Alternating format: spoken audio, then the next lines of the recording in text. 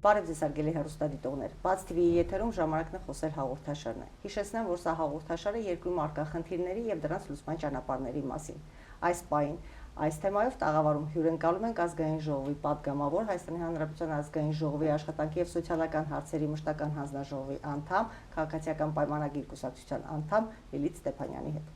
Բարև ձեզ։ Բարև ձեզ։ Շնորհակալություն, որ մեր հրավերը ընդունել եք եւ այսօր այստեղ եք։ Շնորհակալ եմ հրավերի համար։ Տիկին Ստեփանյան, մենք խոսում ենք ընդհանրապես հաղորդաշարերի շրջանակում խնդիրների մասին։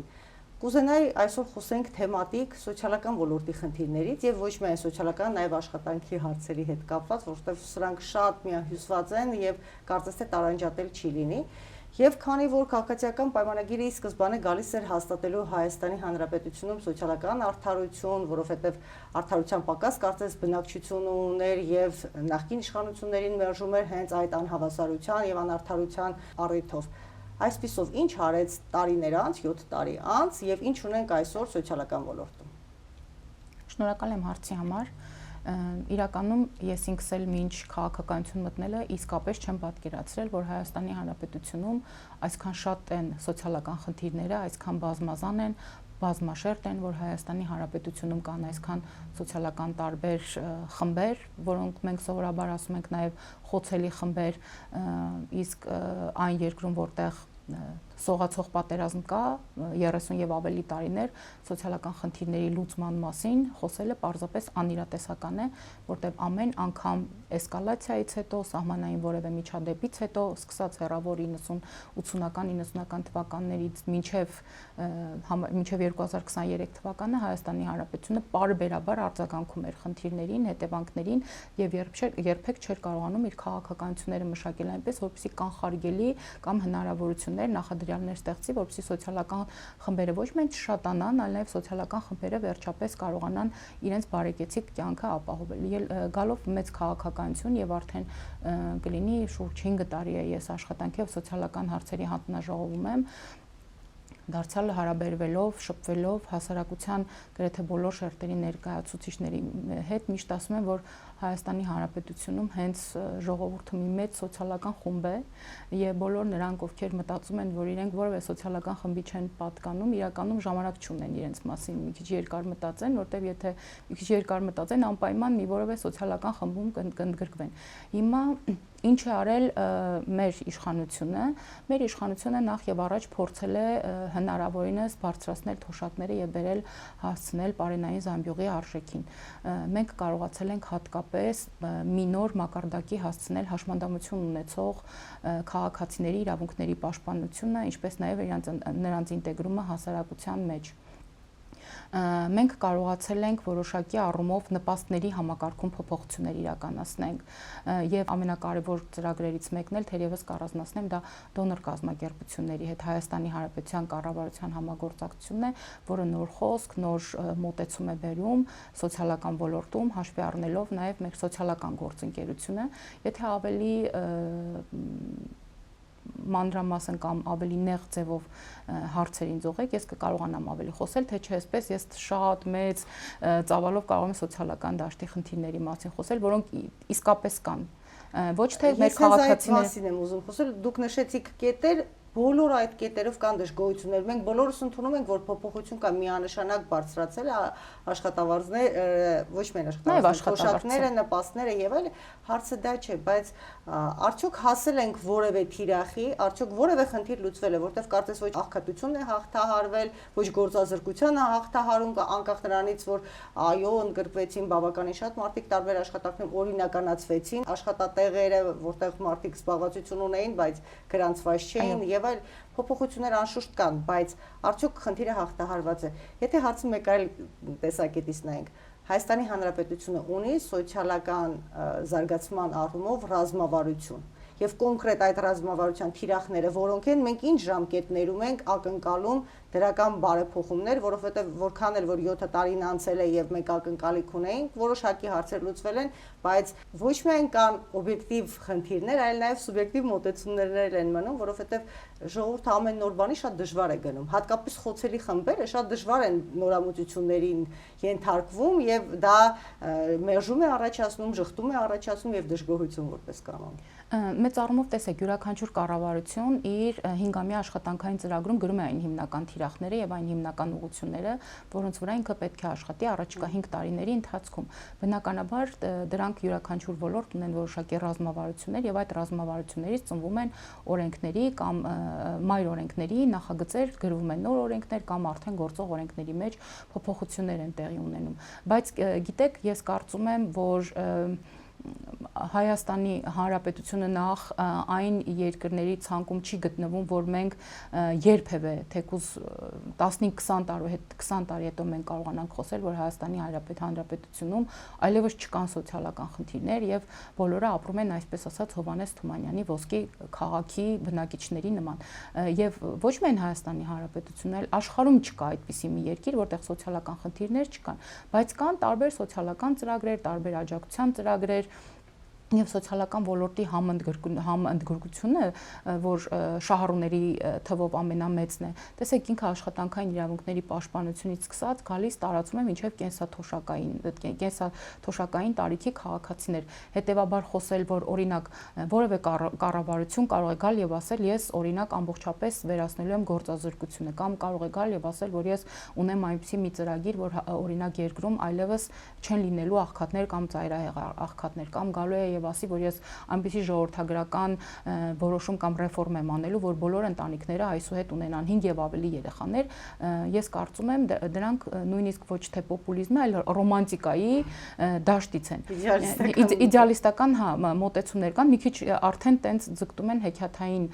լուծումների եւ հեքիաթային տրամաբանության, բայց իհարկե սա չի նշանակում, որ որևէ քայլ պետք է չարվի, որովհետեւ դե մենք երբեք չենք կարող օրինակ վերացնել ծայրահեղ աղքատությունը։ Բնականաբար կան տարբեր ռազմավարություններից մեկը օրինակ ժողովրդագրական աճին ուղղված տարբեր միջոցառումների մեկնարկն է կամ արդեն գործող միջոցառումների վերանայումն է։ Օրինակ մի քանիսը նշենք։ Օրինակ մի քանիսը նշենք, Հայաստանի Հանրապետությունում 2022 թվականից գործում էր երրորդ եւ հաջորդ երեխաների համար 50,000 դրամների տրամադրումը մինչեւ 6 տարին լրանալը։ Սա մեկ, երկրորդը օրինակ մենք նոր նախարար ունենք եւ նոր նախարարը օրինակ հավասարացրել է երեխաների կարգաթվի ծնվելու դեպքում բոլորի համար հավասարապես 500,000 դրամների տրամադրումը։ Սրան զուգահեռ օրինակ ժողովրդավարության աճի ռեֆորմի շատ կարևոր բաղադրամաս է արդեն զուգահեռ ընտանիքների անապահովության համակարգի վերանայումը, որի պիլոտային ծրագրերը այս պահին իրականացում են Հայաստանի Հանրապետության 2 մարզերում, Կոտայքի եւ Սյունիքի մարզերում։ Արդեն դիտարկումներ ունեք որոշակի դիտարկումներ ունենք, ցավոք այդպես վերջնական վիճակագրություն չունենք, որովհետև դա մարտից է սկսել եւ տարվա վերջին նոր մենք կարողանանք ամփոփ տեղեկություններ ունենանք, փոխարենը ես կարող եմ ասել, որ շատ են դժգոհությունները նոր համակարգից, որովհետև ոչ մեկ չի ուզում դուրս գա եւ աշխատի, բոլորին ավելի հարմար է մնալ անապահովության նպաստում եւ օրինակ նպաստից բացի ունենալ կրթական, առողջապահական եւ սոցիալական այլ արտոնություններ, սա էլ իր հերթին օրինակ խոսում է այն մասին, որ մենք պետք է Հայաստանի Հանրապետությունում հնարավորության դեպքում բարձրացնենք նվազագույն աշխատավարձը, որովհետև երբ որ նվազագույն աշխատավարձի եւ տրվող անապահովության համակարգի նպաստի չափը շատ քիչ է իրարից տարբերվում, օրինակ մարդիկ գերադասում են ավելի շատ տանը նստելով ստանան օրինակ 50-ից 65,000 դրամ, քան օրինակ աշխատեն 75,000 դրամով։ Որ կառավարությունը հայտարարում է, որ միջին աշխատավարձների բարձրացման առումով կան գործողություններ, նախատեսվում են գործողություններ, հարց ծագեց անմիջապես, որ եկեք նվազագույնից սկսենք նվազագույնը բարձրացնենք նախ եւ առաջ, որովհետեւ իրապես մարդիկ աշխատում են, ստանում են նվազագույն եւ դա ընդհանրապես չի հերիքում ռեալ կյանքում որևէ հարց լուծելու, շարունակում ես մնալ աղքատ աշխատելով հանդերձ։ Այո, եւ դրա համար մենք ունենք տերմին եւ հաճախ ենք դա օգտագործում, խոսքը աշխատող աղքատների մասին է, ովքեր իսկապես ունեն զբաղվածություն, իրենք աշխատում են ֆորմալ դաշտում, բայց օրինակ ինչպես դուք նշեցիք, առօրյա ծախսերը հոգալու համար, եթե հատկապես ընտանիքը բաղկացած է 1 հոգուց կամ 2 հոգուց, 3 հոգուց, Աստված մի արասե, եթե ընտանիքում մեկնել կենսաթոշակառու է կամ ունի որոշակի հաշմանդամություն, ապա խոսել այս ընտանիքի բարեկեցության մասին, թեկուզ որ նրանք ունեն աշխատանք, կարծում եմ անիմաստ է։ Բայց տեսեք ինչն է խնդիրը։ Երբ որ մենք այսպես նայում ենք ոլորտային, ինչու Հայաստանի Հանրապետությունում սոցիալական խնդիրները չեն լուծվել կամ բավարար չափով չեն լուծվել, տպավորություն է, որ նրանց բավարար չափով ուշադրություն չի դարձվել։ Ես իդեպ ուզում եմ խոսել նաև նախորդ կառավարությունների մասին։ Բնականաբար իրենք էլ ինչ-որ ծրագրեր իրականացրել են, փորձելով մեղմել ծայրահեղ աղքատությունը կամ որոշակի առումով ծայրահեղ աղքատությունը բերել հասցնել գոնե աղքատության մակարդակի, որովհետև եթե մենք խոսում ենք այսպիսի տերմիններով, ավելի պատկերավոր դարձնելու համար մենք խոսում ենք սոված կամ թեր սնված քաղաքացիների մասին, որը երբ որ այսպես ենք մեկնաբանում, իսկապես շատ տխուր է եւ հատկապես երբ որ խոսում ենք անչափահասների մասին։ Իսկ գիտությունը ասում է, որ եթե երեխան սոված է կամ մրսում է, ապա խոսել նրա կրթության առաջադիմության մասին դարձյալ անիրատեսական դաշտից է։ Բայց տեսեք ինչն է խնդիրը, երբ որ Հայաստանի Հանրապետությունը գտնվել է 30 եւ ավելի տարիներ ժամանակ առ ժամանակ ակտիվ ռազմական գործողությունների մեջ, ժամանակ առ ժամանակ սողացող պատերազմի մեջ, հետո մենք ունեցել ենք էսկալացիաներ, էսկալացիաներից հետո մենք ունեցել ենք մեծ թվով զոհեր, հետո ունեցել ենք հաշմանդամություն ունեցող անձինք, գնացել ենք եւ զբաղվել ենք այս հարցով։ Մենք ինչ ենք արել, Հայաստանի Հանրապետության կառավարությունները բյուջեն ոչ թե հավասարապես են բաշխել բոլոր ոլորտներին, կրթությանը, առողջապահությանը, բնապահպանությանը, չգիտեմ, էլ ինչ ունենք, սոցիալականին, իրավական դաշտի կամ չգիտեմ թիմերին, մենք այսպես բյուջեն ուղիղ կես ենք արել, մեծ մասը տվել ենք պաշտպանության նախարարությանը եւ մնացած փոքր մասը բաշխել ենք բոլոր, ինչ մնացել է բաշխել ենք բոլորին եւ բնականաբար մի քիչ էլ այդպես նախորդ կառավարությունները այդպես շեշտը դնելով ազգայինի վրա, այդպես հայրենասիրական կոչերի վրա, որ ոչինչ, թող միջը սոված մնան, կարևորը զինվորն է, կարևորը է SNN-ն, մենք զենք ենք առնում եւ այլն, այդ դրա համար էլ մեր իշխանությունը երբ որ եկավ, բնականաբար մենք ունեինք ամենավեհ, ամենապայծառ, ամենալուսավոր պատկերացումները, թե որ ոլորտում ինչ ենք անելու, բայց մենք չգիտեինք ներսից խնդիրները, այլ երբ որ մենք եկել ենք եւ ներսից տեսել ենք խնդիրները, մենք հասկացել ենք, որ ոչ թե մենք օրինակ, չգիտեմ, պետք է 0-ից դեպի պլյուս անվերջություն աշխատենք, այլ ընդհակառակ մենք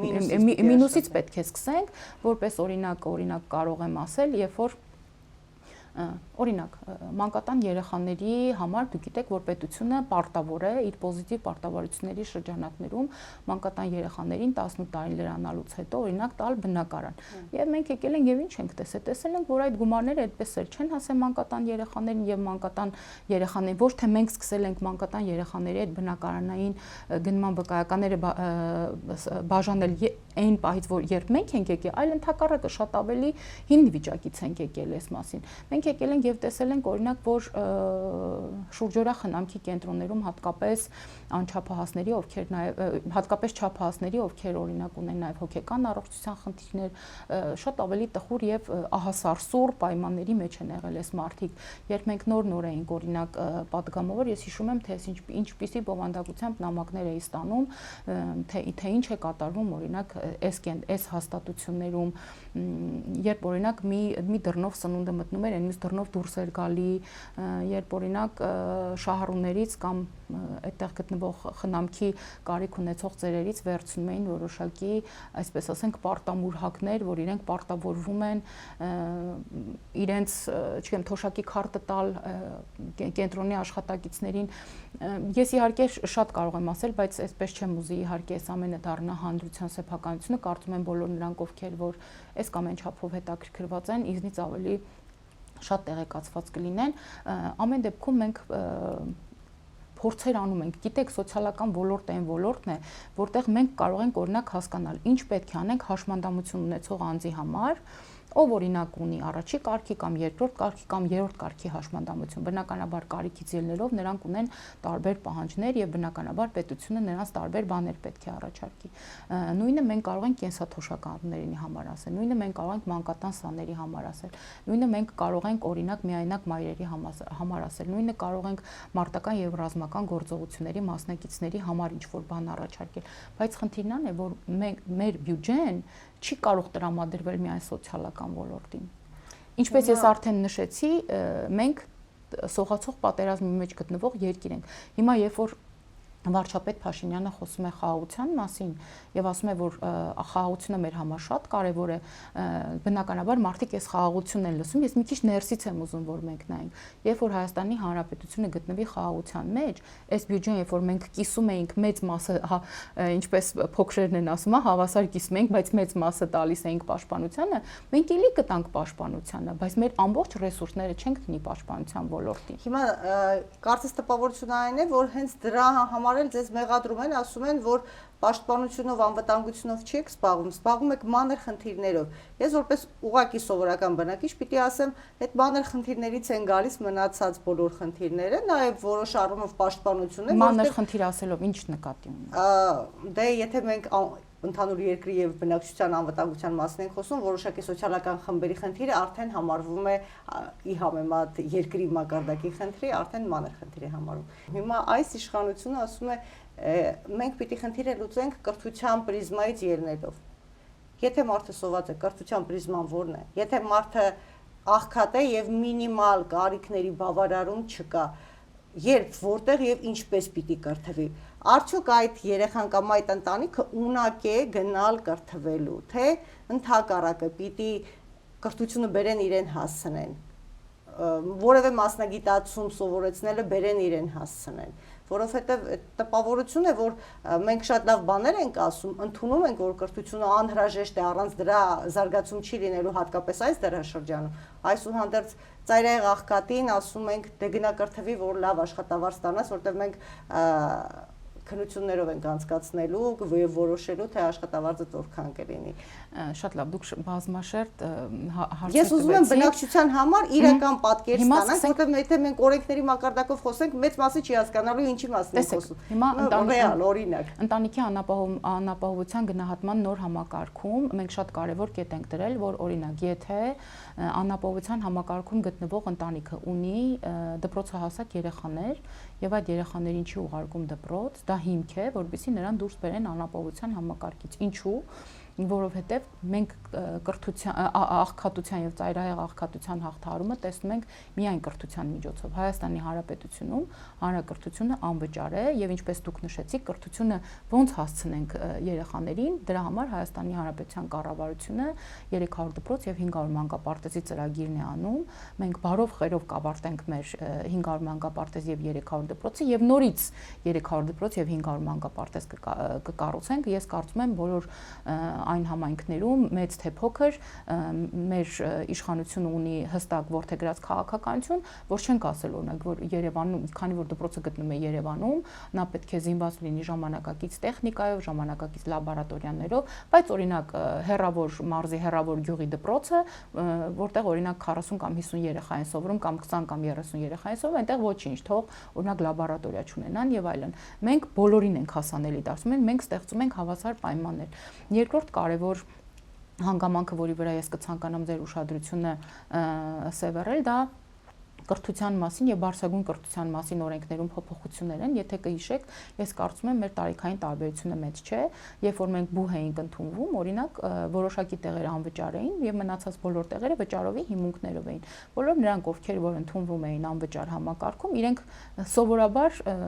հենց իրենք էին մնում ավարտում են կամ չէին ավարտում այդ համակարգում, գիտենք այն ժամանակ նույնիսկ ասում էին այդպես դիտմամբ էլ ցածր են դնում, որ անվճար համակարգից, դուրս մնա, դե իհարկե դրանք ես չգիտեմ որքանով են լուրջ հիմքերով, որքանով անլուրջ, բայց այսօր մենք ունենք բազմաթիվ կարգավորումներ, թե օրինակ որ դեպքում եւ որ պարագայում ուսանողը կարող է սովորել անվճար հիմունքներով։ Դրա համար մենք ունենք MOG հասկացությունը, այսինքն եթե ուսանողը լինի բարձրագույն ուսումնական հաստատության ուսանող, թե միջին մասնագիտական, այսինքն քոլեջի ուսանող, ինքը գիտի, եթե ինքը ունի բարձր MOG, ապա դա հիմք է, որ ինքը սովորի անվճար։ Դրան զուգահեռ մենք ունենք միակողմանի, երկկողմանի ծնողազուրկների դեպքում տարբեր արտոնություններ։ Մենք ունենք օրինակ ընտանիքի անապահովության գնահատման համակարգում ընդգրկված ընտանիքների ուսանողներ, որոնք նույնպես ունեն արտոնություններ։ Մենք ունենք մարտական եւ ռազմական գործողությունների մասնակից ուսանողներ կամ նրանց ընտանիքի անդամները նույնպես կարող են նույնիսկ անվճար հիմունքներով կրթություն ստանալ, որպեսզի որքան դյուրին է իրականում այդ գործընթացը, որովհետև շատ հաճախ մենք տեսնում ենք շատ լավ գրված բաներ կան, բայց պրակտիկորեն իրականացնել ոչ, բոլորը դրանք կիրառվում են, ուղղակի այստեղ խնդիր ունենք։ Տեսեք, սա պետությունն է առաջարկում իր համար կարևոր օրենքներում, այսպես մեծ օրենսդրական փաթեթներում, բայց սրան զուգահեռ նաև ԲՈՒՀ-ը ունի իր կանոնադրության համաձայն, օրինակ որոշակի արտոնություններ սահմանի եւ Արդյոք սրանք հայեցողական մակարդակի չեն կսահմանվի։ Ոչ, չէ, բոլորովին հայեցողական մակարդակի չեն, այստեղ խնդիրն այն է, որ մարդիկ տեղեկացված չեն շատ դեպքերում, դե էս էլ ես կարծում եմ իրազեկման որոշակի խնդիր կա, իհարկե պետությունը ազգային ժողովում եւ հնարավոր բոլոր հարթակներում, նաեւ նախարարությունները գնում են եւ խոսում են այս մասին, բայց գիտեք, երբ որ տեղեկությունը քեզ է պետք, դու պետք է հետաքրքրվես, եթե տեղեկությունը ձեզ պետք է, բայց դուք չեք ուզում հետաքրքրվել, միշտ կարող եք պատճառ բռնել, որ օրինակ դուք չեք կարող։ Եվ այս ամեն ինչի ֆոնին ես կցանկանամ խոսել նաև օրինակ կառավարության կողմից իրականացվող եւս մեկ կարևոր քաղաքականության մասին, դա կրթաթոշակների վերանայման քաղաքականությունն է։ Դուք գիտեք, որ 5000 դրամ են ընդամենը ուսանողական կրթաթոշակները, եւ մենք ունենք մեռնող մասնագիտություններ եւ ունենք պետության համար առաջնահերթություն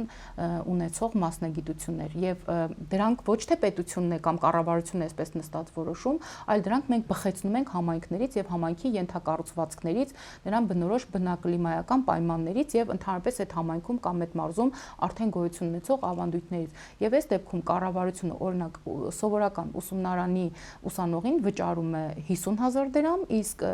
պետական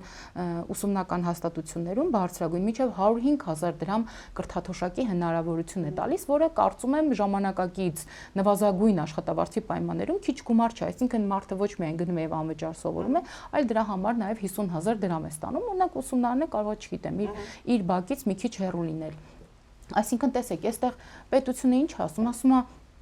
ես քեզ կտամ արտոնություններ, ես քեզ կտամ օրինակ անվճար կամ 50%-ով կամ 80%-ով անվճար սովորելու հնարավորություն, բայց դու պետքա սովորես, եթե դու չես սովորում, եթե դու չես հաճախում դասերին, եթե քո համար բարձրագույն կրթությունը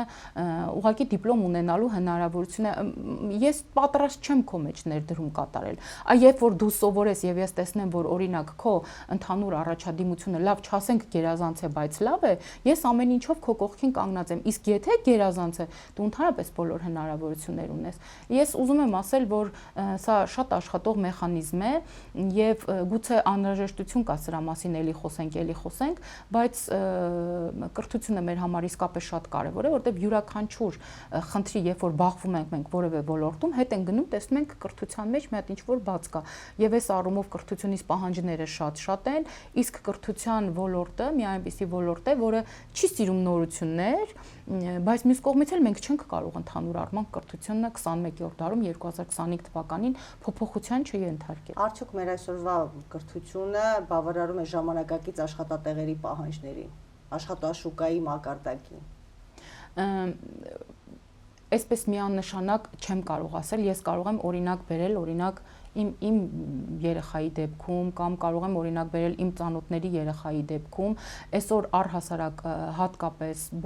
բարձրագույն ուսումնական հաստատությունները շատ մեծ հնարավորություններ են տալիս ուսանողներին, այդ կրթական փոխանակման ծրագրերը, տեսեք օրինակ, երբ որ Հայաստանի Հանրապետությունը անկախացավ, համալսարանում կային ֆակուլտետներ, որոնք արդեն ունեին ավանդույթներ, արդեն ձևավորված կայացած ֆակուլտետներ էին, բայց օրինակ նոր մասնագիտությունների մասով մի քիչ կարծես թե կրթական ծրագրերը, թե դասախոսների բավարար իմացությունը հերիք չէր, բայց այսօր ես կարծում եմ մենք բոլորովին այլ իրավիճակ ունենք եւ եթե դուք շփվեք երիտասարդների հետ, ուրեմն այսօրվա երիտասարդները, երբ որ մենք իրենց տարիքում էինք, ուրեմն մեզնից անհամեմատելի ավելի խելացի են, ավելի շրջահայաց են, ավելի նպատակասլաց են եւ ես կասեի կան հնարավորություններ, եւ կան հնարավորություններ, բայց այս հետևելու հետ կապված մի բան պիտի առաջարկեմ, տարիներ առաջ, երբ այսպես շատ հեռուստատեսային կամ մանր գովազդային սոցիալական գովազդի բնույթի եւ ուսուցողական գովազդի բնույթի գովազդներ Հայաստանի Հանրապետությունում տարածված չէին, բազմաթիվ անգամ հնարավորություն եմ ունեցել առաջարկել ու հիմա որ դիտարկում եմ օրինակ առողջապահության նախարարության աշխատանքի գործունեության շրջանակում, երբ իրենք յուրաքանչյուր նորամուծություն տեսահոլովակի ձևով, այո, տեղադրում են իրենց մոտ եւ տարածվում են, դա շատ արագ տարածվում է, հատկապես պոտենցիալ շահառուների մակարդակով նույնիսկ, եւ ես կարծում եմ, սա կրթության ոլորտի վերաբերյալ եւ ոչ միայն կրթության ամբողջ սոցիալական ոլորտի վրա իհարկե կգործի, որովհետեւ գոնե թե ինչ որ միտեղ կտեսնեն, որ կան հնարավորություններ, որովհետեւ ես օրինակ վերջերս բավականին հաճախ իմ ընկերների շրջապատում ասում, գիտեք, կան կայքեր, էջեր, խմբեր, ովքեր թվային դաշտում կան եւ ներկայացնում են երիտասարդների, նույնիսկ դպրոցականների համար հնարավորություններ արտասահմանի հետ աշխատանքի շրջանակում։ Պարզապես որևէ լեզու է պետք իմանալ, ընթացիկ սովորեցնել երեխային հնարավորություն տալ սովորի եւ բազմաթիվ ծրագրեր կլինեն, որոնցից կարելի է օգտվել։ Մարդիկ զարմանում են, ինձանից առաջին անգամ են լսում, երբ ես նման բան եմ ասում։ Ուզում ասեմ, այդ թերի հանրայնացումը շատ թերի է այս դաշտում եւ իրականում տպավորություն է ստեղծում, որ հատկապես եթե մարդը այսօր հացի խնդիր ունի, իսկ երբ ասում եի սոցիալական խմբեր, երևի թե սխալ ձևակերպեցի այն առումով, որ մարդը, որը թեկուզ աշխատում է, բայց ծանր է կյանքով է ապրում, այդ մարդը առանձնապես չի հասցնում հետաքրքրվել, որտեղ ինքը իր օրվա մեծ մասը անցկացնում է ոնց անի, թե այդ հացի խնդիրը լուծի։ Գիտեք, իրազեկման խնդիր գուցե կա, բայց ես ուզում եմ օրինակ հիմա դուք այդ հարցերը տալիս եք, ես ուզում եմ հասկանալ օրինակ կրթության եւ գիտության լիազոր մարմինը կամ օրինակ աշխատանքի եւ սոցիալական հարցերի նախարարությունը էլ ինչ հարթակներով պետք է այս մասին ասի, որտեղ քանի որ ես ներսում եմ բոլոր ենթակառուցվածքներով իրենց բոլոր ես ներսում եմ եւ գիտեմ, տեսեք, այն որ հասարակության մեծ մասը այդքան էլ հետաքրքրված չէ եւ գիտեք տպավորություն է, որ օրինակ երբ որ որևէ փոփոխություն է արվում, մարդիկ մտածում են, որ ինչ որ մեկը պետքա գա իրանց դուրը ծեծի, ասի բարի ձեզ, ես այսինչան այսինչն եմ, ներկայացնում եմ այսինչ կառույցը կամ այսինչ ենթակառուցվածքը կամ այսինչ նախարարություն եմ, գիտեք, sense փոփոխություն կա։ Ախր որևէ երկրում, անգամ եվրոպական, այս մոտեցումը չկա։ Օրինակ բերեմ, երրորդ եւ հաջորդ երեխայի ծնունդով պայմանավորված, երբ որ կառավարությունը որոշեց, որ պիտի դրամական փոխանցում անի այս ընտանիքներին, դա 2022 թվականն էր եւ հիմա մենք դա սոցիալական ծրագիր էր, բայց քանի որ դա շատ աշխատող էր եւ մեծ ողջավորությամբ ընկալվեց, ընդունվեց հասարակության կողմից եւ անգամ որոշակի վիճակագրություն կա, որ դրանով պայմանավորված կարծես թե մեր մոտ երրորդ եւ հաջորդ երեխաները ավելի հաճախ սկսեցին ծնվել, մենք որոշեցին դրանք տալ օրենքի ուժ, այսինքն նույն կարգավորումը ուղղակի սոցիալական ծրագիր էր, հիմա դարձրել ենք օրենք, որ ավտոմատ տարածվի բոլորի վրա եւ անժապկետ, ոչ թե 5 տարով, 6 տարով հետո ավարտում ենք այս ծրագիրը, մտածում ենք հաջորդի վրա, այլ դրան տալիս ենք օրենքի ուժ, որ ինքը միշտ եւ հաջորդ տարիների ընթացքում աշխատի։ Ուրեմն ես այդ մասին գրեցի իմ Facebook-յան էջում, գրառում արեցի, ես երդվում եմ, ես մենակ առաջի օրը ստացել եմ 50-ից ավելի նամակներ, որտեղ արձագանքներ, որտեղ գրում էին մարդիկ, «Էս ինչ ծրագիր է, գիտեք, ես իմ բալիկին ես այնտեղ ամիսնել եմ նշել, բոլոր մանրամասները, բոլոր պայմանները նշել եմ, բայց միևնույն մարդիկ հարցում են, ոչ մեկ չի ուզում երկրորդ անգամ կարդալ, ոչ մեկ չի ուզում իրեն նեղություն տալ, հասկանալ, ու ինձ այսպես բոլորը գնում են, ես իմ բալիկին ունենալու եմ այսինչ ամսին, ես իմ զույգերին ես կներառվեմ, թե ոչ, ես իմ զույգերին ունեցել եմ, բա ես տեղյակ չեմ, բա ես ընդամենը պետքա հետևել դրան կամ ժամանակ առ ժամանակ մենք ունենք 49 համայնքներում ունենք միասնական սոցիալական ծառայության գրասենյակներ, այսինքն բոլոր այն կարևոր փոփոխությունները, որ արվում են, այս գրասենյակների միջոցով են արվում։ Քաղաքացիների մեջ այս գրասենյակները, այս կառույցները ընդունված են որպես անգործության տեղից տեղեկանք վերցնելու վայր, այսինքն հիմնականում շատ անբարյացական դեմքով են նստում, որ երկրորդ հարցի պատասխանել չկա, եթե դու հարցնես իրազեկման մասին, իսկ ինչ կասեն, ինչ կա, ես այս հարցում իհարկե ձեր հետ չեմ կարող չհամաձայնել, որովհետև քաղաքացիների դժգոհությունը շատ են, մենք արդեն 5 եւ ավելի տարիներ զբաղվում ենք միասնական սոցիալական ծառայության աշխատակիցների վերապատրաստումներ, որտեղ մի հատ շատ կարևոր եւ մեծ մաս վերաբերում է նրանց բարեկրթությանը, այսինքն այդ ոչը, այդ բացատրելը, ես հասկանում եմ, որ քաղաքացիների հետ շատ դժվար է աշխատել, ամենաբարդ աշխատանքն է մարդկային գործոնը եթե կա, այս տեսանկյունից, երբ որ օրինակ մի աշխատողը սպասարկում է օրինակ օրական 30 կամ 35 քաղաքացու, ընդ որում նրանք տարբեր ծրագրերի համար են գալիս, տարբեր խնդիրներով են գալիս, մեկը գալիս է կոնկրետ գործի համար, մյուսը գալիս է ինչ որ դիմում լրացնելու ծանոթանալու համար, մյուսը տեղեկանք է վերցնում, մյուսը ուզում է ծանոթանա թափուր աշխատատեղերին, հնարավոր է որ նաև էս լինի։ Ես չեմ արդարացնում։ Ես միշտ ասում եմ օրինակ, որ օրինակ մարդիկ ասում են ինչի, օրինակ ես ինչ օրենքը չեք ընդունում կամ ես ինչ իրավական կարգավորումը չեք տալիս։ Ես միշտ ասում եմ, որ ժողովուրդ ջան, բարեկրթության սահմաններ կան կամ սովորական հումանիզմի տեսանկյունից շատ կարևոր կանոններ կան, որոնք օրենքներով չեն սահմանվում։ Դրանք պարզ տարրական դաստիարակություն են, ընտանեկան դաստիարակություն են կամ առհասարակ դիմացինին հարգելու շատ դժվար է իսկապես աշխատելը, բայց օրինակ երբ որ ես ինքս էլ էլի մեկ ասում եմ ես ինչի պետք է օրինակ ամեն ինչ իմանամ, որովհետեւ կարողանամ բոլորի հարցերին պատասխանեմ, բայց այն մարդկանց, ում որ պետք է այս ինֆորմացիան, իրանք իրենց նեղություն չեն տալի, օրինակ երկրորդ անգամ, չգիտեմ, բացեն, կարդան եւ այլն, բայց հետո գիտեք անմիջապես այդ քրիստոնեական ոսկի կանոնը հիշում եմ, որ ասում են մի վարվիր դիմացինի հետ այնպես, ինչպես կամ վարվիր դիմացինի հետ այնպես, ինչպես կցանկանայի, որ քեզ հետ վարվեն, հետո դե ինչ ասեմ, մարդիկ տարբեր են, կրթվածության աստիճանները տարբեր են, բայց ես օրինակ չգիտեմ, օրինակ մենք ինչ որ օրենքում ինչ փոփոխություն պետք է անենք, որ օրինակ հիվանդանոցի աշխատակցին ասենք հարգելի բժիշկ կամ չգիտեմ, բուժքույր կամ շտապօգնության աշխատակից, եթե օրինակ հիվանդանոց է գալիս կամ հերթի մեջ է 44-օրյա պատերազմի, քառորյա պատերազմի կամ որևէ հաշմանդամություն ունեցող անձ իրեն առաջնահերթ ընդունի կամ մի աթոռ առաջարկի։ Օրինակ դա ինչ օրենքով է կարգավորում։ Դա օրենքով բարոյականության կոդեքսի շրջանակներում է։ Պիտի լինի, բայց այնուամենայնիվ ես կարծում եմ, եթե բոլոր պետական ծառայությունների եւ նաեւ հասարակական ընդհանուր բնույթի այնտեղ որտեղ կազմակերպություն է եւ գործում է հանուն բնակչի, հանուն ժողովրդի, հանուն մարդու, պիտի եթե հանունի գաղափարը դնում եք, գովազդի, սոցիալական գովազդի եւ այդ հնարավորությունը դուք ասում եք իճարաչի ես ձեզ վստահեցնում եմ, որ չնայողը չի նայելու։ Ես ձեզ վստահեցնում եմ, չնայողը չի նայելու այդ սոցիալական հոլովակները կամ նայելու է որպես մուլտֆիլմից մի հատ դրվագ եւ այդտեղից որևէ կարևոր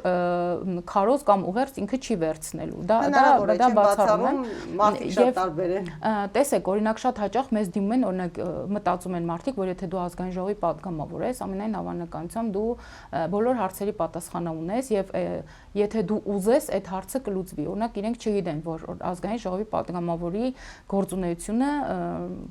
իհարկե մեծ է, բայց նաև դրանք սահմանափակված են ԱԺ կանոնակարգ օրենքի սահմաններում եւ ամենակարևորը ազգային ժողովի падգամավորի սեղանին դրված չի Հայաստանի Հանրապետության բոլոր գերատեսչությունների թափուր հաստիկների ցուցակը, որ ասեն դու ինչ մասնագիտություն ունես, նայեն ասեն այս չկա նման բան, բայց մյուս կողմից Երբ որ օրինակ մտնում եք աշխատանքի եւ սոցիալական հարցերի նախարարության պաշտոնական կայքեջ, այնտեղ մի առանձին մեծ տառերով գրված օրինակ թափուր աշխատատեղեր։ Զբաղվածության կենտրոնների այլ ծրագրերի շրջանակում։ Ոչ մեկ չի բացում, դա չի նայում։ Իրենք սպասում են, որ դու պետքա բացես եւ դու պետքա նայես եւ իրոք մենք տարբեր հարթակներ ենք գործարկել այս ընթացքում, հատկապես 23 թվականից, երբ որ Լեռնային Ղարաբաղից դուրս եկան մեր հայրենակիցները եւ նաեւ դրանից առաջ որոշակի հարթակներ ենք գործարկել, մասնավորապես, որոնք վերաբերում են կանանց տնտեսական ակտիվությանը։ Ես ձեզ վստահեցնում եմ, Հայաստանի Հանրապետությունում կան բազմաթիվ թափուր աշխատատեղեր եւ կան բազմաթիվ քաղաքացիներ, ովքեր փնտրում են աշխատանք, բայց այս թափուր աշխատատեղերը եւ քաղաքացիները չեն հանդիպում եւ իրենք ուզում են, որ այդ հանդիպումը կազմակերպեք դուք։ Օրինակ դուք բացեք եւ իրենց համար կարդաք թե ինչ թափուր աշխատատեղեր կան եւ իրենք ընտրեն այդ աշխատատեղերից մեկը։ Ես հասկանում եմ, գուցե դուք հիմա չհավատաք, բայց ես ձեզ վստահեցնում եմ, եթե մենք յուրաքանչյուր падգամավոր միջինացված օրը ստանում է երևի 7-ից 10 նամակ քաղաքացիներից, ուղիղ կեսը վերաբերում են աշխատանքին։ Ես ուղարկում ենք այդ էլեկտրոնային հասցեները, որ ինքը ծանոթանա եւ զարմանք ինքը գտնում է իր աշխատանքը, բայց ինքը չի պատկերացնում որտեղ պետքա մտնի։ Երբ որ ասում եք ձեր թաղամասում կա, ձեր քաղաքում կա միասնական սոցիալական ծառայության գրասենյակ, ասում են այո, այցելում եք, այո, եւ ինչով եք հետա։ Օրինակ որ գնում եք, չեք ասում, մի հատ մեզ խնդրում եմ ծանոթացրեք թափուր աշխատատեղերի ցանկի հետ գուցե մեզ հնարավոր բան կա, համապատասխան աշխատանք կա։ Սրան զուգահեռ մենք կոնկրետ այս պահին ունենք զբաղվածության տարբեր ծրագրեր, որոնք առաջարկում են, օրինակ, եթե դու չունես մասնագիտություն, պետության օգնությամբ դու մասնագիտություն ես ձեռք բերում։ Այ հենց այդ հարցն էի ուզում անդրադառնալ, որտեղ մենք անդադ խոսում ենք կարծես սոցիալական խնդիրներից խոսալու, սոցիալական խմբերին պատկանող եւ չենք խոսում այն մարդիկ, ովքեր գուցե աշխատակից զուրկ մարդիկ եւս գուցե խումբ են կազմում, այսուհանդերձ այդ մարդկանց համար, երբ մենք ասում ենք ժամանակակից կրթություն է պետք, անհրաժեշտ է որակավորում, փոխել պրոֆիլը, նորից վերապատրաստել, նորից հասկանալ, այդ աշխատանքները կամ ուսումնական ծրագրերը արդյոք համապատասխանում են շուկայի պահանջարկին, ինչպես են ձևավորվում եւ գալիս հասնում են արդյոք շահառուին։ Գիտեք, հիմա տենց ոլորտ չկա, որ օրինակ վերապատրաստման դասընթացներ չլինել, ընդ որում դրանք պետությունը մեծ մասամբ կազմակերպում է անվճար։ Հիմա երբ որ մենք խոսում ենք, ես մտորին հետ եմ գնացել կենտրոնների շրջանակում, ես ուզում եմ հասկանալ ինչն է դժվարությունը, որ մարդը հասնի այդ դասերին, հասնի այդ աշխատանքին։ Ցանկությունը։ Բոլոր դեպքերում հանգում ենք նրան, որ ցանկություն է։ Եկեք իրար հետ գնանք ժամանակակից դպրոցներ։ Ուրեմն դպրոցների թվով պայմանավորված, գիտեք, բոլոր դպրոցներում պարտադիր որոշակի դասանից ասում են ռուսաց լեզու, որը օտար լեզու է, եւ որոշակի դասանից ասում են անգլերեն։ Որոշ մարզերում գերմաներենն է անգլերենի փոխարեն, որոշ մարզերում ֆրանսերենն է, որպեսզի համաչափությունը պահեն, բայց գերակշռողը անգլերենն է։ Դպրոցները իրավունք ունեն դիմել կրթության եւ գիտության լիազոր մարմին տնօրենը եւ խնդրի օրինակ, որ թույլ տան, լիցենզիա տան, այսպես ասած, որ ինքը իր դպրոցում նաեւ երրորդ օտար լեզուն բերի։ Դա սովորաբար ֆրանսերենն է, դա գերմաներենն է, դա անգլերենն է, կախված նրանից, թե հիմնական օտար լեզուն որն է։ Արդեն 3 թե 4 տարի է կրթության եւ գիտության լիազոր մարմինը եւս մեկ ծրագիր է դրել տարածաշրջանային լեզուների ուսումնասիրությունը հանրակրթական դպրոցներում։ Այսինքն, երբ որ մենք նախկինում որևէ լեզու օրինակ պարսկերեն, ադրբեջաներեն, թուրքերեն կամ վրացերեն ուսումնասիրելու հնարավորություն ունեինք միայն բարձրագույն ուսումնական հաստատությունում, մասնավորապես Երևանի պետական համալսարանի համապատասխան ֆակուլտետում, այսօր երեխաները հնարավորություն ունեն անվճար այս գոնե առնվազն այդ այբուբենը կամ կենցաղային մակարդակում խոսքը սովորել դպրոցներում։ Դա վերաբերում է իմ կողմից նշված տարածաշրջանային լեզուներին, ինչպես նաև երրորդ օտար լեզուներին։ Բայց տեսեք, ծնողները ասում են, իբր երեխեքը անգլերեն սովորում էին, հերիք չի մտել ֆրանսերեն են բերել, կամ գերմաներեն սովորում էին, հերիք չի մտել անգլերեն են բերել։ Այսինքն այն բարիքը հանրային, որ պետությունը քաղաքացուն տալիս է անվճար, մարդիկ դա անտեսում են, փնովում են, չեն տեսնում, ստվերում են, չեն կարևորում դա։ Ուսումնասիրությունը շատ դժվար է սկիզբը, բայց օրինակ, երբ որ օրինակ մենք նայում ենք, թե օտար երկրներից, Հնդկաստանից, ինչքան ուսանողներ ունենք, որոնց մոտ կրթությունը բավականին թանկ է, որովհետև այդ բարիքը բոլորին հասանելի չի։ Մեր մոտ այդ բարիքը բոլորին հասանելի է, բայց մենք չէ, դա անտեսում ենք։ Գալիս է մեծ սիրով հայերեն են սովորում։ Հա, մեծ սիրով հայերեն են սովորում, մեր քոլեջներում սովորում են։ Այն դեպքում, երբ օրինակ մեր քաղաքացիները այսպես կամահրանքով կարող է վերաբերվեն քոլեջներին, թե դա միջին մասնագիտական կրթություն է տալիս ընդհանրապես մեզ տարբեր գործողումների շրջանակներում ես այդպես շատ գործողվող պատգամավորներից չեմ իհարկե ինչու որտեվ ես էլ լավ լեզուներին չեմ տիրապետում դա էլ խնդիր է տեսեք երբ որ մենք օրինակ վերջերս գտնվում էինք ASEAN քաղաքական միավորի շրջանակներում գտնվում էինք Լաոսի հանրապետությունում եւ մեր պատվիրակությունը նստած է դիմացից մեզ մոտեցան 2-3 տղամարդիկ ովքեր ասում էին բարև ձեզ, բարով եք եկել, բան, մենք այսպես նայում էինք, մտածում ենք հավանաբար մեզ ուղղակի ողջունելու համար, քանի որ իրենց երկիր ենք գնացել, այդպես որոշել են 1-2 բառ հայերեն սովորել, պարզվեց, որ նախկինում խորհրդային միության տարիներին այս մարդիկ Հայաստանի Հանրապետության պոլիտեխնիկում են սովորել, հրաշալի հայերեն են խոսում, այսօր իրենց մասնագիտության բերումով իրենց երկրներում բավականին լավ պաշտոնների են, այսինքն նրանք ներկայացնում են իրենց երկիրը կառավարության կարևոր պաշտոնյաներ են եւ բավականին լավ դերսից Հայաստանի իմանալով։ Ներսից Հայաստանի իմանալով այց են ունեցել Մոնղոլիա, դարձյալ կրթական ծրագրերի շրջանակներում եւ այնտեղ հիացած էին օրինակ Հայաստանի Հանրապետության հանրակրթական ծրագրերով, նրանք շատ կարևոր էին մասնավորապես տարական դպրոցում շախմատի ուսուցումը եւ խնդրում էին մեզ որպեսի վերապատրաստումներ անցկացնենք եւ այս փորձը իրանք էլ էին ուզում տանեն իրանց մոտ, որովհետեւ կարծում էին, որ շախմատը եւ առհասարակ Հայաստանի Հանրապետությունում տարական հատվածի կրթական ծրագրերը ամենակարևոր հիմքն են դնում։ Եւ այնտեղ էլ իդեպ մարդիկ կային, ովքեր մեծագույն սիրով կառավարության շատ կարևոր անդամներ մեծագույն սիրով օրինակ հայերեն էին խոսում, ասում էին, որ կարոտել ենք լավաշին, ռեհանին, այդ բաստուրմայով բրթուջին եւ էլի մեր համար շոկ էր, երբ որ այդ մարդիկ հայերեն էին խոսում, պարզվեց նրանք էլ կոնսերվատորիայի շրջանավարտներ էին եւ արդեն իրենց երկրում իրենք կոնսերվատորիայի ռեկտոր էին եւ կարևոր Իվ Հայաստանը այսպես անգիր հիշում էին աչքերը փակում էին, ինչ եմ ուզում ասել, ուզում եմ ասել, որ քանի որ սա անվճար է մեզ մոտ, մենք այսպես չենք կարևորում, այլ հիմա որ Աստված մի արասցե, ինչ որ կառավարություն գա եւ ասի, որ հանրակրթությունը այսօր այդ Հայաստանի Հանրապետությունում վճարովի է, ես կարծում եմ նոր բոլորը կկարևորեն, թե ինչ կարևոր բարիք էր, որ իրենք անտեսել են։ Այս մասով երևի այսքանը 12 տարի մարդը իր կյանքից այդ ամենակարևոր սովորելու տարիքում 6-ից մինչև 17 տարեկան մարդը տրամադրում է հանրակրթությանը, որտեղ Հայաստանի Հանրապետությունում պարտադիր է 12-ամյա կրթությունը եւ ոչ մի բան չիմանալով դպրոցը ավարտում է։ Իհարկե մենք կարող ենք ասել, որ կրթական ծրագրերն են մեղավոր, տնօրենն է մեղավոր, նախարարությունն է մեղավոր, դպրոցի պատերն են մեղավոր, նստարանն է մեղավոր, ուսուցիչն է մեղավոր, բայց չէ, էլի, ախր չէ որ այդ մարդկանց կողքին մենք ունենք Գիտեք, միջազգային օլիմպիադաներում հաղթող երեխեք մենք ունենք։ Միանշանակ ես ուզում եմ մեկ այլ տեսակետից տանել, գիտեք, ես կարծում եմ մինչև օրս Հայաստանի Հանրապետությունում աշխատաշուկայում եւ ոչ միայն աշխատաշուկայում դրանից դրսևորվում են նաեւ պաշտոններ զբաղեցնելու հանգամանքը եւ հարստանալու, ֆինանսապես եկամուտները, լավ եկամուտներ ապավելու առումով չի կարեւորվել գիտելիքը, այլ հատկանիշներ են կարեւորվել եւ այստեղ շատ դժուժել է իրական արժե համակարգը ինչպիսին պիտի լինի։ Եթե հեռուստաընկերություններից քարոզվել են բոլորովին այլ կերպարներ, ովքեր ավելի հաջողակ են, ովքեր ավելի հեշտ են բարձունքների հասել։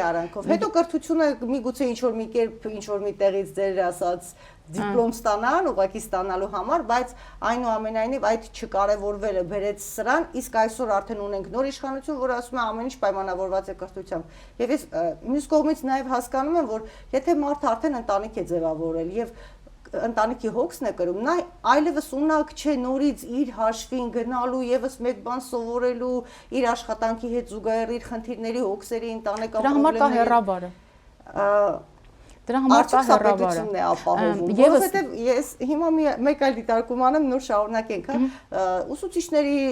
բժիշկների վերապատրաստումները եւ այլն, կարծես բոլորն վճարովի են եւ չստացվեց, որ սա պետությունն է հնարավորություն տալիս, որ որակավորում ստանան, օրինակ սերտիֆիկացիայի դասընթացները վճարովի են մեծամասամբ եւ հնարավոր չի որ մարդը թեկուս 5 տարի ժամկետ է տրված, բայց իր աշխատանքի իր ընտանեկան հոգսին զուգահեռ հասցնի այն պետական պատվերով դասընթացին գնա մասնակցի, որ իր միավորները հավաքի եւ այլն։ Այսինքն արդյոք սա բեռ չի մնում նորից այն մարդու վրա, որ այսօր հացի խնդիրը չի կարողանում լուծել, ասում ենք դե գնա նորից հիմա այլ համակարգիչ սովորի, մարդիկ գուցե համակարգչի հնարավորություն չունեն վերջին։ Շատ լավ, ես ձեր հետ համաձայն եմ։ Ես իմ նախորդ պատասխանի ժամանակ ասացի, որ պետությունը շատ անվճար հանրային բարիքներ է տալիս իր քաղաքացիներին, որոնք չեն ուզում օգտվեն կամ բավարար չափով չեն օգտվում այդ բարիքից։ Հիմա նույնը վերաբերում է ձեր կողմից նշված այդ վերապատրաստման կամ ատեստավորման կամ սերտիֆիկացման գործընթացներին։ Բնականաբար բոլոր գերատեսչությունները բոլոր իրենց կողմից ունեն անվճար վերապատրաստումներ եւ բնականաբար դաշտը ազատ է եւ կան հասարակական կազմակերպություններ, տարբեր միավորումներ, ովքեր այդ նույն դասընթացը, որովհետեւ ցանկացած ծրագիր միևնույն է պետք է լիազոր մարմինը հաստատի, որ համարվի, ընդունվի, համարվի եւ համապատասխանի վերջ օրենքներին։ Նոր էս վերապատրաստումը իրականացվի, բայց դարձյալ նորից այդ մտայնությունից ելնելով մարդիկ մտածում են, որ այն ինչը անվճար է, հաստատ անորակ է, բավարար չափով իրենց գիտելիք չի տա, այ որ այնտեղ իրենք վճարեն, կգնան, այնտեղ ավելի լավ կլինի։ Եվ վճարովիները կան, եւ անվճարները կան, եւ ոչ մեկ նրանց չի ստիպում գնալ եւ օրինակ այդ վճարովիներից դաս վերցնել կամ ժամ վերցնել կամ չգիտեմ մասնակցել, բայց բոլորի համար պարտադիր է այս անվճարը։ Իդեպ եւս մեկ աբսուրդ բան կա, որ օրինակ ոլորտի մեկ շատ կարևոր ներկայացուցիչ, ով տիրապետում է ոլորտի օրենսդրությանը կամ այդ մասնագիտական կարողություններին, հմտություններին, այդ կարևոր գիտելիքներին, նա անպայման եւ անվճար ծրագրերում կա, եւ վճարովի ծրագրերում կա։ Եվ այս տեսանկյունից իմ համար օրինակ չասեմ անհասկանալի է, բայց սա ոնց որ մարդու ընտրությունն է, թե ինքը որն է ուզում վճարովի գնալ, թե անվճարը գնալ։ Նույնը ուսուցիչների դեպքում է, նույնը բժիշկների դեպքում է, նույնը պետական ծառայողների դեպքում գուցե կարող են լինել։ Սրան գումարած մեր դոնոր կազմակերպ կազմակերպությունները, հատկապես երբ որ մենք դեպի ԵՄ քայլեր ենք իրականացնում, օրինակ իրանք էլ հսկայական թվով գումարներ են տալիս Հայաստանի Հանրապետությանը, որպեսզի պետական ծառայողների կվալիֆիկացիան, այսպես ասենք, բարձրացնեն, որպեսզի նրանք, չգիտեմ, ավելի լավ պետական պաշտոնյաներ դառնան կամ բարձրացնեն իրենց հմտությունները եւ այլն եւ այլն։ Այս տեսանկյունից վիճակը սա է։ Ես եւս մեկ կարևոր ծրագրի վրա կցանկանամ բոլորի ուշադրությունը գրավել, որ օրինակ մենք խոսեցինք, որ պետությունը կամ կառավարությունը կամ լիազոր մարմինը օրինակ տարբեր կարևոր ծրագրեր է իրականացնում հաշվի առնելով իր ոլորտի շահառուների կարիքները եւ այլն։ Մի քանի տարի առաջ, երբ որ արդեն օրենքով սահմանափակվում էր այն ուսուցիչների գործունեությունը դպրոցներում, ովքեր չունեին բարձրագույն կրթություն, դա օրենքի պահանջ էր եւ բոլորը ունեին միջին մասնագիտական, օրինակ կառավարությունը երկու ծրագիր առաջարկեց ատեստավորվել եւ եթե 60 եւ ավելի տոկոսով միավորներ էր հավաքում տվյալ առարկայի ուսուցիչը, նա մնում էր դասավանդում էր։ Եվ դրան զուգահեռ պետությունը ասում էր, եթե դու ունես միջին մասնագիտական կրթություն եւ քո գնահատականները, այդ ատեստատի միջուկի գնահատականները, օրինակ գերակշռում են 4 եւ 5 թվանշանները, դու կրթության շարունակականության հիմքով կարող ես ընդունվել ցանկացած բուհ, ընդ որում երկրորդ կուրս նստես միանգամից եւ հեռակայես կամ սովորես։ Ընդ որում պետությունը նաեւ վճարում էր այս մարդկանց կրթության ծախսը եւ այս ծրագրերը մինչեւ հիմա կան։ Մինչև հիմա, բայց շահառուները քիչ են, ես կդժվարանամ ասել, գուցե ձեր ասածն է, գուցե ընտանիքն է, գուցե հեռավորություն է, բայց սրա համար մենք նաև հեռավարը դրեցինք, նույնիսկ աշխատանքն ենք մենք ասում, որ եթե գործատուն համաձայն է, աշխատողը կարող է օրինակ հեռավար աշխատել, այսինքն ինքը նույն զբաղվածությունը ունենա տանը կամ այդ աշխատանքի ծավալը, եթե աշխատանքի սպეციფიკան թույլ է տալի, ինքը կարող է տանը անել առանց ներկայանալու կամ այսօր աշխատավայր, աշխատատեղ, աշխատանքի ծավալ, որակ, արագություն, տեխնիկա եւ համացանցի դարում դրանք խիստ պայմանական են եւ կան կազմակերպություններ օրինակ, որոնց աշխատանքի վայրը հստակ չէ։ Կա մարդիկ, ովքեր օրինակ աշխատում են այս կազմակերպության համար, աշխատավարձ են ստանում, նրանք գրանցված աշխատող են, բայց օրինակ ամեն օր իրենց տնից վեր չեն գնում եւ X տեղից չեն գնում Y տեղը։ Մասնագիտական կրթությունը շատ կարեւորում ենք, իհարկե բարձրագույն կրթությունը իր տեղում, մենք շատ կարեւորում ենք նաեւ մասնագիտական կրթությունը։ Մասնագիտական կրթության համար ինչ ենք անում։ Երբ որ մենք քոլեջների ուսումնարանների կրթական ծրագրերը վերափոխում ենք կամ նայում ենք, իսկ դրանք շատ կարիք ունեին վերանայման եւ նորից այսպես մշակման, որովհետեւ ձեր ասած աշխատաշուկային համապատասխանեն, օրինակ մենք խոսում ենք, որ հիմա շատ տարածված է օրինակ դարբինների գործը մարդիկ գնում են որոշակի գումարով կամ գուցե բոլորովին անվճար ինչ որ վարպետ դարբինի մոտ սովորում են, բայց չէ որ դա կարելի է սարքել կրթական ծրագիր, դրա համար մարդուն տալ օրինակ վկայական, որ վաղեմս օրը մի ավելի կարևոր կազմակերպությունում նա կարողանա լիցենզավորված դառնա։ Եվ սրա համար մենք ինչ ենք արել, նախարարությունը ինչ արել, օրինակ աշխատումը գործատուների հետ, գործատուն գալիս է ասում է ինձ պետք է այսինչ որակներով աշխատող։ Խնդրում եմ ձեր կրթական ծրագրերը, այս տեսական գիտելիքները ինչ անում եք արեք, պրակտիկան էլ էս արեք եւ ես համաձայն եմ այդ մարդկանց բերելի մոտ պրակտիկայի։ Սրա համար մենք դրել ենք օրինակ ուսումնարաններում, քոլեջներում դուալ կրթության բանը, մոտեցումը, այս ֆորմատով կրթությունը, օրինակ Տավուշի մարզում կա ձեռնոցների մենակ հիմա կդժվարանամ այդպես հիշել թե էլ ինչ էին արտադրում եւ այնտեղ ուսումնարանում երեխեքը այստեղ տեսական գիտելիքներով են հարստացնում իրենց գիտելիքների պաշարը, գնում են այնտեղ պրակտիկա ոչ միայն զբաղվածությունն են, այլև դրա համար վարձատրվում են։ Այսինքն ուզում եմ ասել, որ Հայաստանի Հանրապետությունը հատկապես այս ոլորտը 15-20 տարի առաջվա ոլորտ չի։ Այստեղ այլընտրանքները շատ են, առաջարկները շատ են։ Դասընթացը աշխատատեղով ապահովման հետ միահյուսված իրավիճակ է ստեղծվել։ Այո, միահյուսված է մեծ առումով։ Տեսեք, օրինակ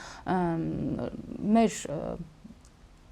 Ժող ինստիտուտ ասեմ, Ժող ինստիտուտի բոլոր շրջանավարտները օրինակ հաջողությամբ ընդգրկվում են բանկերում։ Նրանց պետք է վերապատրաստումներ, իհարկե պետք է, որովհետև ինչքան էլ բուհը ի վերջո պրակտիկ գիտելիք չի տալիս։ Բուհի առաջնային խնդիրը երեխաներին կամ ուսանողներին տեսական գիտելիքներով պատրաստելն է։ Պրակտիկան գուցե քիչ է, գուցե պետք է այլ տեղ ուղարկել, սա արդեն դարձյալ բուհին է, բայց օրինակ մենք ունենք շատ կազմակերպություններ, ովքեր պրակտիկանտների չեն ընդունում։ Եվ սա էլ մի կողմից ուրիշ խնդիր է, եւ այստեղ նորից կառավարությունը խնդիր ուներ եւ օրինակ նախարարությունը, ես գիտեմ, բազմաթիվ կազմակերպությունների հետ հուշագիր է ստորագրել կամ պարզապես պայմանավորվել է, որ այսինչ բուհի, այսինչ ֆակուլտետի երեխաները անպայման պրակտիկան այդտեղ պետք է անցկացնեն, որտեղ ուրիշ տեղ չկա, որ այդ մարդիկ գնան այդ պրակտիկան անցկացնեն։ Այսինքն շատ բան կա վերանայելու, բայց նորից եմ ուզում նշել, որ այսօր քաղաքացին իսկապես ունի ընտրություն, բայց դպրոցներում բազմաթիվ են ուսուցիչների թափուր տեղերը, բազմաթիվ են։ Պետական համակարգում ամբողջ օրը նայում ես, որ, չգիտեմ, աշխատակազմի ղեկավար են փնտրում, էս են փնտրում, են, բայց քանի որ մարդիկ պետք է, քաղաքացին պետք է իր վրա մի քիչ աշխատի, նոր գնա մասնակցի դրան, այդ մրցույթին, ինքը չի ուզում դա։ Ինքը համաձայն ավելի քիչ աշխատավարձով, բայց մի հատ ինչ-որ մեկը իր համար բարեխոսի, ինքը գնա մտնի այդտեղ լճանա, հետո հավես չանի, հետո ասի, այս երկիր չի, այս երկիրը երկիր չի դառնա, իմ վիճակը չի բարելավում, ես թողնում եմ այս երկրից գնամ։ Բայց արդյոք այսօր Հայաստանի Հանրապետությունում կա մի քաղաքացի, ով ունի բարձրագույն կրթության դիպլոմ, ով տիրապետում է առնվազն 2 օտար լեզվի եւ ունի որոշակի կարողություններ եւ հմտություններ, դժվարանում է աշխատանք գտնել։ Չգիտեմ, գուցե կան, որ դժվարանում են գտնել։ Մարզերում դա իրոք խնդիր է։ Ես ինքս մարզից եմ եւ գիտեմ, որ այնտեղ խնդիր է, բայց քանի որ օրինակ իմ մարզը ավելի մոտ է Երևանին, աշխատող քաղաքացիների մեծ մասը ամեն օր գալիս է Երևան աշխատանքի եւ հետ է գնում։ Ես էլ նախկինում ամեն օր գալիս էի գնում, որտեվ ինձ հարմար էր եւ ես իմ մարզում չէի գտնում համապատասխան աշխատանք։ Բայց այլ մարզերում իրոք սա խնդիր է, բայց ես կարծում եմ բոլոր դեպքերում կրթական բոլոր մակարդակներում պետք է բացի ընդհանուր առմամբ գիտելիքներից, ակադեմիական մակարդակի ունակություններ բարձրացնելուց, սովորելուց պիտի կենցաղավարումից, ծնողավարումից, դաստիարակության արժեհամակարգերի դասաժամեր ունենան բոլոր մակարդակներում տարբեր դրսևորումներով, արդեն տարիքին սեռին համապատասխան միգուցե, որ հասունացնենք մեր մեջ այն ունակությունները արտաքին աշխարհի հետ շփվելու, ֆինանսական գրագիտություն սովորեցնելու բոլոր պարտադիր չէ միայն ֆինանսական ուղղվածությամբ կրթության գնաս, որ սովորական գրագիտություն ունենաս ֆինանսական համակարգից։ Բայց գիտեք, այդ ամեն ինչը արդեն կա այսօր։ Այդ ամեն ինչը կա։ Այո, այդ հենց նոր։ Իսկ ինչու մեր բնակչությունը այս վիճակում։ Հենց նոր խոսեցիք ֆինանսական գրագիտության մասին։ Ֆինանսական գրագիտությունը հասարակագիտություն առարկայի ծրագրի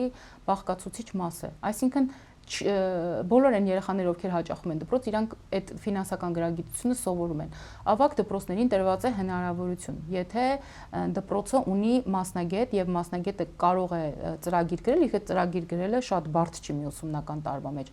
Եվ նախարարությունը հաստատում է, իրենք կարող են այդ ձեր ասած տնտեսագիտություն ուսումնասիրել, իրանք կարող են արվեստ ուսումնասիրել, իրանք կարող են բարոյագիտություն ուսումնասիրել, չինական փիլիսոփայություն ուսումնասիրել, քաղաքագիտության հիմունքներ ուսումնասիրել։ Իսկապես այսօր հնարավորությունները շատ են։ Խոսեցիք ծնողավարության մասին, ինչը շատ կարևորում եմ, հատկապես երբ որ սոցիալական ոլորտում եմ, ամեն օր այդ զարհուրելի դեպքերը լսելուց միտեղ հայրը իր անչափահաս երեխային է խեղդում, միտեղ մայրը Վերջերս միայն սարսափելի բաներ ես լսում, չես ուզում նույնիսկ հետևել այդ համաձայն է, միտեղ մայրը մկնդեղ է տալի երեխաներին, միտեղ, չգիտեմ, ընտանիքի բարեկամը սեռական ոտնձգություն է իրականացնում անչափահասի նկատմամբ, բայց ախր սա էլ է դպրոցը անում։ Ուրիշ բան, որ այդ մարդիկ չեն ուզում, չեն գնում, բայց սա էլ է անում։ Հասարակական կազմակերպություններ ունենք Հայաստանի Հանրապետության գրեթե բոլոր մարզերում։ Այս մարդիկ էլ ծնողավարությունը շատ կարևորում են եւ իսկապես դոնոր կազմակերպությունները, մեր միջազգային գործընկերները շատ կարևորում են, սա անում են, բայց ուրիշ բան, որ մարդը չի ուզում գնա դրան մասնակցի, ինքը չի ուզում այդ գիտելիքը ունենա։ Իրան հարմար է, ինքը իր կոմֆորտ զոնայից չի ուզում դուրս գա ուղակի։ Ես հասկանում եմ, որ խնդիրները անվերջ են, խնդիրները իսկապես կողմեր կարող են լինել, դուք ասում եք ժողովուրդը չի ուզում, մեկ այլ կողմ կգտնվի, կասի ուզում է չի կարողանում, մյուսն էլ կասի, օրինակ իմ կարծիքով շատ հասարակական կազմակերպություններ, կարծես իրենց համար են աշխատում, շահառուներն էլ են իրենք եւ այլն, եւ հանրության լայն շրջանակների նրանց ծառայությունները եւ աշխատանքները կարծես չեն էլ հասնում։ ասեմ ավելին, մարդիկ չգիտեն հասարակական կազմակերպությունը ինչ է։ Այսինքն սա եւս մեկ անգամ փաստում է, որ մենք գործ ունենք տարբեր խմբերի հետ, այդ տարբեր խմբերը կյանքից, պետությունից, իրենցից ունեն տարբեր պահանջմունքներ, ունեն տարբեր ակնկալիքներ եւ իրենց ակնկալիքների եւ սպասելիքների բերումով իրենք ունենում են X կամ Y վարքագիծը, բայց առաջարկի մասով ես այնպես չստացվի, որ ես ասում եմ մեր կյանքում ամեն ինչ լավ է, կառավարությունը ամեն ինչ, կառավարությունը օրինակ բոլոր խնդիրները լուծել է եւ գիտեք ժամանակն է, որ այս կառավարությունը, այս իշխանությունը գնա իրենց տուն, որովհետեւ բոլոր հարցերը այլևս կարգավորված են եւ ժողովուրդը այնքան հասունացած է եւ այնքան կայացած է, որ ինքնուրույն կարող է որոշումներ ընդունել, այլ պետության կամ պետական մարմինների կամ պետական քաղաքականությունների կարիքը չունի։ Էլի եմ ուզում ասել, որ աշխարհի ոչ մի երկիր, աշխարհի ոչ մի երկրի հասարակություն գոհ չի իր իշխանություններից, որովհետեւ միշտ երբ որ որևէ ակնկալիք, որևէ պահանջմունք բավարարվում է, բնականաբար առաջ է գալի հաջորդ պահանջմունքը, բայց եւ այս տեսանկյունից միշտ կա աշխատելու տեղ, բայց սրա համար մեզ պետք է շատ մեծ բյուջե, որպեսզի մենք կարողանանք այդ բյուջեից հատկապես սոցիալականին մեծ ծավալ հասցնենք, որովհետև ինչպես իմ խոսքում նշեցի, մենք կարող ենք թղթի վրա շատ սիրուն ծրագրեր գրել, շատ սիրուն, բայց դրանց իրականացման համար մեզ հսկայական թվով գումար է պետք եւ եթե ժամանակ ունենք մի բան էլ ավելացնեմ, տեսեք օրինակ աշխատանքի եւ սոցիալական հարցերի նախարարությունը նոր ինստիտուտներ դրեց շուրջ 2 տարի առաջ, դա անձնական օգնականի ինստիտուտներ, երբ օրինակ հաշմանդամություն ունեցող անձինք, ովքեր սովորում են կամ աշխատում են եւ ունեն կարիք տնից դուրս գալու իրենց ուղեկցելու, մենք օգնական ենք տրամադրում նրանց։ Օգնականները վերապատրաստում են, հավաստագիր են ստանում, այսինքն որոշակի կարողություն սոցիալական աշխատողի աջակցի։ Այո, եւ վարչապետի, քանի որ շատ էին թվականակով հերիքում են, թե գիտեք ավելի շուտ ինչպես եղավ, քանի որ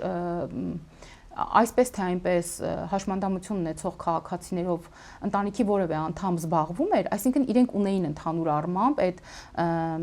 վարքագծի փունջը, որը պարզապես պետք էր համակարգված լիներ, էլի այսպես ասած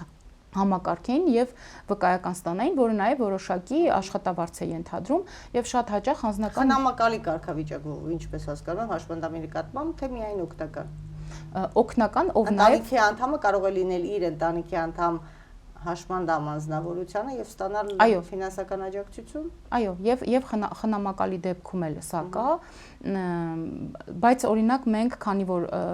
ինքը որոշակի բյուջե է իրենից ներկայացնում, մենք չկարողացանք սա տանել եւ տարածել օրինակ դպրոցահասակներից սկսած։ Մենք 15 տարեկանից սկսած ենք սա անում, բայց կարիքը շատ մեծ է, որպեսզի ավելի փոքր տարիքից մենք այդ անձնական օգնականի ինստիտուտը ներդնենք։ Օրինակ շատ մեծ կարիք կա, երբ որ մենք ունենք մանկական ուղեղային կաթվածով շատ եւ առաջի կարգի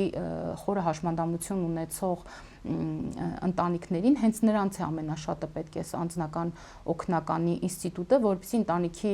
անդամները կարողանան որևէ զբաղվածություն ունենալ, քանի որ ընտանիքի որևէ անդամի հաշմանդամության բերումով մեկ ուրիշը այս ինչ է ուզում ասել, մենք իհարկե այս քայլերը անում ենք, բայց կարիքը շատ մեծ է բոլորի վրա սա տարածելու, մենք նոր նախարար ունենք, իր հետ այս քննարկումները անում ենք, բայց պետք է հասկանալ որտեղից կտրել ինչ ու տանել դնել այստեղ, որտեղ մեր համար չկան կարևոր եւ անկարևոր, առաջնային եւ երկրորդային խնդիրներ ունեցող ծրագրեր, որտեղ խոսքը վերաբերում է քաղաքացուն եւ խոսքը վերաբերում է քաղաքացու կյանքի որակը բարձրացնելուն։ Այս տեսանկյունից պետք է որևէ գումար խնայվի, այսպես ասած, այս խնդիրը ռացիոնալ օգտագործի, բայց դրա համար պետք է այդ գումարը լինի։ Դրա համար շատ կարևոր է, որ այս գումարը լինի։ Հիմա երբ որ մենք ընտանիքների անապահովության համակարգից մարդկանց քաշում ենք, եւս մեկ կարևոր լուծում ունի այս համակարգը, մենք մարդկանց կանչում ենք, եթե ընտանիքում կա գործունակ անձ, չափահաս, մենք իրեն աշխատանք ենք առաջարկում։ 2 անգամ 6 ամսվա ընթացքում եթե տվյալ ինչ վիճակագրություն կա ընդունում են այդ աշխատանքը վիճակագրություն դեռ չունենք ցավոք չեմ կարող վիճակագրությամբ կիսվել մեզ էլ էր հետաքրքիր բայց այդպես վերջնական վիճակագրություն չունենք եթե մարդը 2 անգամ մերժում է իրեն առաջարկվող աշխատանքը, բայց ցանկություն է հայտնում շարունակել մնալ անապահովության համակարգում, այս դեպքում ավտոմատ չեղարկվում է իր այսպես ասած մասնակցությունը կամ իր շահառու լինելը այդ համակարգին, որովհետև եթե էլի իրենց համար են անում եւ երբ որ մարդուն աշխատանք են առաջարկում, գիտեք, պետությունը կարող է անդադար օգնել, բայց եթե ստաբիլ աշխատանք չկա, հույս ունենալ, որ ընտանիքը երբևէ դուրս է գալու այդ ծայրահեղ իրավիճակից, հնարավոր չէ։ Եվ կան շատ հաջողված ընտանիքների պատմություններ, որտեղ օրինակ երեխաները լավ են սովորել, դուրս են եկել աշխատել եւ ընտանիքը դուրս են բերել։ Այստեղ եւս մեկ անգամ ապացուցվում է, որ առանց կրթության հնարավոր չէ երկրում աղքատություն կամ ծայրահեղ աղքատություն կրճատել։ Ես հասկանում եմ ձեր խոսքից, որ հիմա դիտողները թերահավատություն որոշակի առումով եւ քննադատություն կունենան, որտեղ անդադ մեղադրեցինք, որ նրանք չեն ուզում, բայց ես պիտի մի իրական դեպք էլ ասեմ, շատ կարճ ու առանց կոնկրետ անունների, երբ մի նախագծի պիտի մասնակցեինք եւ մենք առաջարկում ենք առողջապահական խնդիրների լուծում, բժշկական բուժումներ, անվճար հովանավորների միջոցով կապվում էին եւ այլն, տեղափոխեինք, բուժեինք, վերադարձնեինք հատկապես սոցիալական խմբերում ընդգրկված մարդկանց։ Մի քանիսին դիմեցինք, որ մենք ենք զանգահարում, ասում եք, մենք ձեր երեխային կբուժենք, ձեզ կբուժենք եւ այլն, պայմաններ դրեցին։ Չէ, ասում եմ, ես հիմա օրինակ մի ծնող ասում է, ես հիմա ստանում եմ որևէ բարերարից ամսական գումար, տունս եմ կառուցում։ Ես հիմա այս երեխուն բուժեմ, այդ գումարը ինձ այդ մարդը չի փոխացի, բայց մյուս երեխեքին ես ինչով պիտի պահեմ։ Այսինքն ես լիովին հավատում եմ եւ վստահում եմ, որ իրապես կան դեպքեր, կան մարդիկ, ովքեր մեկին էլ զոհ կտան, միայն թե ինչ որ հարցեր լուծվեն այդ պահին, որտեղ միգուցե այլևս այդ ընտանիքի անդամի հետ որևէ հույս չունեն։ Ես հասկանում եմ, շատ ծանր է, դժվար է, երբեք չես կարող ասել դու այդ իրավիճակում ինչպես կվարվես, որքան էլ որ գլուխ կողենք, թե ասենք մենք լավագույնն ենք եւ իդեալականն ենք, բայց առօրյայում ամեն օր ապրել խնդրի հետ, երբ ընտանիքում կա ծայրահեղ վատ վիճակ կամ ծայրահեղ վատ առողջական վիճակով մարդ, դա իրապես մարտահրավեր է, որը ամեն մեկը չի կարող ճիշտ լուծել։ Ինչ խոսք, օրինակ ժամանակ առ ժամանակ սոցիալական ցանցերում էլ մենք տարբեր ռեպորտաժներ տեսնում ենք, հա ձեր ասած ծայրահեղ ծանր վիճակում, չգիտեմ, անչափահաս երեխաներ ու այդպես շատ դժվար է էմոցիոնալ առումով շատ ուղիղ նայել, բայց գիտեք, sense մի բան ասեմ, եթե համայնքապետը կամ համայնքապետարանը լավ ճանաչում է իր համայնքին, դրան գումարում են օրինակ պետական մարմինների աջակցությունները տարբեր ոլորտներում, ես նույնիսկ կբացառեմ, որ ընտանիքներին պետությունը չի կարող օգնել։ Երբ որ օրինակ համայնքապետը կամ համայնքապետարանը չի ճանաչում իր քաղաքացիներին կամ առնվազն իր համար, գիտեք, յուրաքանչյուր պաշտոնյայի դիմաց դրված է որոշակի ծրագիր, որոշակի հարց, որոշակի խնդիր, որ ինքը լուծի։ Ես իհարկե շատ կարևորում եմ բոլոր համայնքներում եւ ոռոգման գծերի վերանայումը, եւ լուսավորությունը, եւ ասֆալտապատումը, եւ վերելակները, եւ կտուրների, ամեն ինչը շատ կարեւոր է։ Եվ գիտեք, քանի որ համայնքապետերը նաեւ քաղաքական պաշտոնյաներ են, բնականաբար իրենք ավելի շատ այսպես վիզուալ աշխատանքներ են իրականացնում, որը նրանց հնարավորություն կտա երկրորդ անգամ ընտրվելու։ Բայց ես օրինակ մի քիչ դժվար եմ հասկանում, որ երբ որ կա օրինակ աշխատանքի եւ սոցիալական հարցերի նախարարության տարբեր ծրագրերը եւ օրինակ մի ընտանիք կարող է 2 եւ ավելի ծրագրերի շահառու լինել կամ լավ մեկ ծրագրի շահառու լինել, սրանք գումարվում է նաեւ առողջապահության ոլորտի արտոնությունները կամ որոշակի արտոնությունները այս պարագայում, սրան գումարվի նաև համայնքապետարանի օգնությունը, գիտեք, ես բացառում եմ, որ ընտանիքը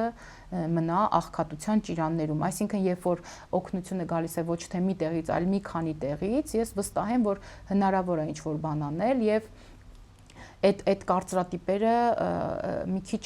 շատ կարևորում եմ կոտրել, որտեղ շատ ընտանիքներ օրինակ գերադասում են մնալ անապահովության համակարգում ոչ թե նրանց համար, որ իրենք ուզում են, որ իրենք լինեն աղքատ, կամ իրենց ճանաչեն աղքատ, այլ պարզապես այս համակարգը իրենց տալիս է այլ ոլորտներում այլ արտոնություններ։ Հիմա եթե մենք օրինակ առողջապահության ոլորտում դնում ենք այս համընդհանուր համապարփակ առողջության համակարգը, եթե մենք համապարփակ չի լինի, բայց համընդհանուր երևի թե եւ օրինակ կրթության եւ գիտության նախարարությունը իր հերթին է օրինակ ծառայությունները ավելի մատչելի դարձնում եւ աշխատանքի եւ սոցիալական հարցերի նախարարությունն էլ աշխատանքի առաջարկում, սրան էլ օրինակ համայնքապետարանն է մի քիչ իր սոցիալական ծրագրերը մեծացնում, բայց ոչ թե 20-25000 դրամ 3 ամիսը 1 տալով, այլ երկարաժամկետում, չգիտեմ, ինչ-որ աշխատանքի հարց է լուծում կամ նպատակային ուղեգիր է տալիս այս ընտանիքների երեխաներին, ովքեր կգնանք սովորեն, հետ կգանք աշխատեն համայնքում, կշենացնեն համայնքը, այդ թվում նաև ընտանիքը կհանեն, իսկ թվում է արդեն քաղաքացին ինքը կունենա շահագրգռվածություն այս համակարգից դուրս գալու։ Էլի եմ ուզում կրկնել, մարդիկ ոչ թե ուզում են մնալ աղքատ, որպեսզի պետությունը, չգիտեմ, իրենց այդ 35000 կամ 45000 դրամը տա, իրենք չեն ուզում են մյուս հնարավորություններից կտրվեն, որոնք պակաս կարևոր չեն իրենց ընտանիքի կենսագործունեությունը ապահովելու համար։ Եվ երբ որ մենք խոսում ենք ռեֆորմների մասին, օրինակ խոսում ենք սոցիալական ոլորտի որևէ ռեֆորմի մասին, որը վերաբերում է որևէ սոցիալական խմբի, չէ, մենք չենք կարող այս մասին խոսել զուտ այս ոլորտից։ Սրան պետք է այլ գերատեսչություններ նույնպես կան միանան, որ խնդիրը բազմակողմանի լուծվի։ Շատ հասարակական կազմակերպություններ, հասարակական ակտիվիստներ ասում են, որ պետության տարբեր ստորաբաժանումները փոխկապակցված չեն գործում։ Իրարից անկախ գործողություններ են անում նույն շահառու խմբերի համար եւ կարծես շարունակականությունը, որ ինչ որ մի փուլում արդյունք դա արդեն իրապես պտուղ դա չի ստացվում, որովհետև միմյանցից անկախ տարբեր ժամանակահատվածներում տարբեր չկանոնակարգված միգուցե սա այդքան էլ պետք չէր անել, բայց արվեց եւ վերջում չկա այն արդյունքը, որը ակնկալվում էր եւ անիմաստ ծախս է դառնում, ծախս անարդյունավետ է դառնում գործողությունը։ Գուցե այս գնահատականը իր մեջ պարունակում է ռացիոնալ կամ ճշմարիտ նշույլներ, բայց ախր երբ որ դու խնդիր ունես այդ պահին արձագանքելու այդ խնդրին, դու չես ասում մի հատ համապարփակ մի հատ նայեմ, մի հատ տեսնեմ օրինակ արդարադատը սրան ինչ կասի, մի հատ տեսնեմ, դու այդ պահին գնում ես եւ արձագանքում ես։ Եվ այս տեսանկյունից բոլոր մարզպետարանները եւ բոլոր քաղաքապետարանները ունեն սոցիալական ֆոնդ, որով իրենք օրինակ իրենց դիմող քաղաքացիներին հաշվի առնելով խնդրի հրատապությունը, հաշվի առնելով ընտանիքի կարգավիճակը, ավագանու որոշումով կան սահմանված չափեր դրամի, որ տալիս են լուծում են այդ պահին խնդիրը, այո, լուծում են։ Մարմինների աշխատանքների վրա գույքագրել, ընդ որում գույքագրել ասելով բոլոր խնդիրներն եմ ասում, նաև սոցիալական անապահովության եւ մարդկանց կրթելու զարգացնելու խնդիրների հետ կապված, գույքագրել իրենց համայնքի բոլոր խնդիրները եւ իրենք կապվեն համապատասխան ստորաբաժանումների հետ, որպեսզի միասնական եւ համակողմանի լուծումներ ստանան խնդիրները։ Հակառակ դեպքում առանձին գերատեսչություններից եկող խնդիրները դժվար մի կետում այսպես խաչվեն եւ արդյունավետություն ունենան։ Մենք շատ կարեւորում ենք այս սոցիալական ոլորտում համայնքների դերակատարությունը։ Ինչու, որովհետեւ դա համայնքի ուղիղ պատասխան եւ համայնքի լիազորությունների, համայնքապետի լիազորությունների շրջանակներում է սա գտնվում։ Մենք դրա համար ինչ արեցինք։ Մենք դրա համար փոփոխություն արեցինք նաեւ թիմ օրենքում, որտեղ որոշակի թվով ազգաբնակչություն ունեցող համայնքներում պարտադրեցինք 1 սոցիալական աշխատողը, իսկ եթե դրանից ավել էր 2 սոցիալական աշխատողը։ Եւ օրինակ վերջերս Գեղարքունիքի մարզում տեղի ունեցած այս դեպքի առթիվ իհարկե խայտառակ ողբերգություն է տեղի ունեցել, սա մարդկային տրամաբանության մեջ շատ սա չի մտնում եւ չի տեղավորվում, բայց օրինակ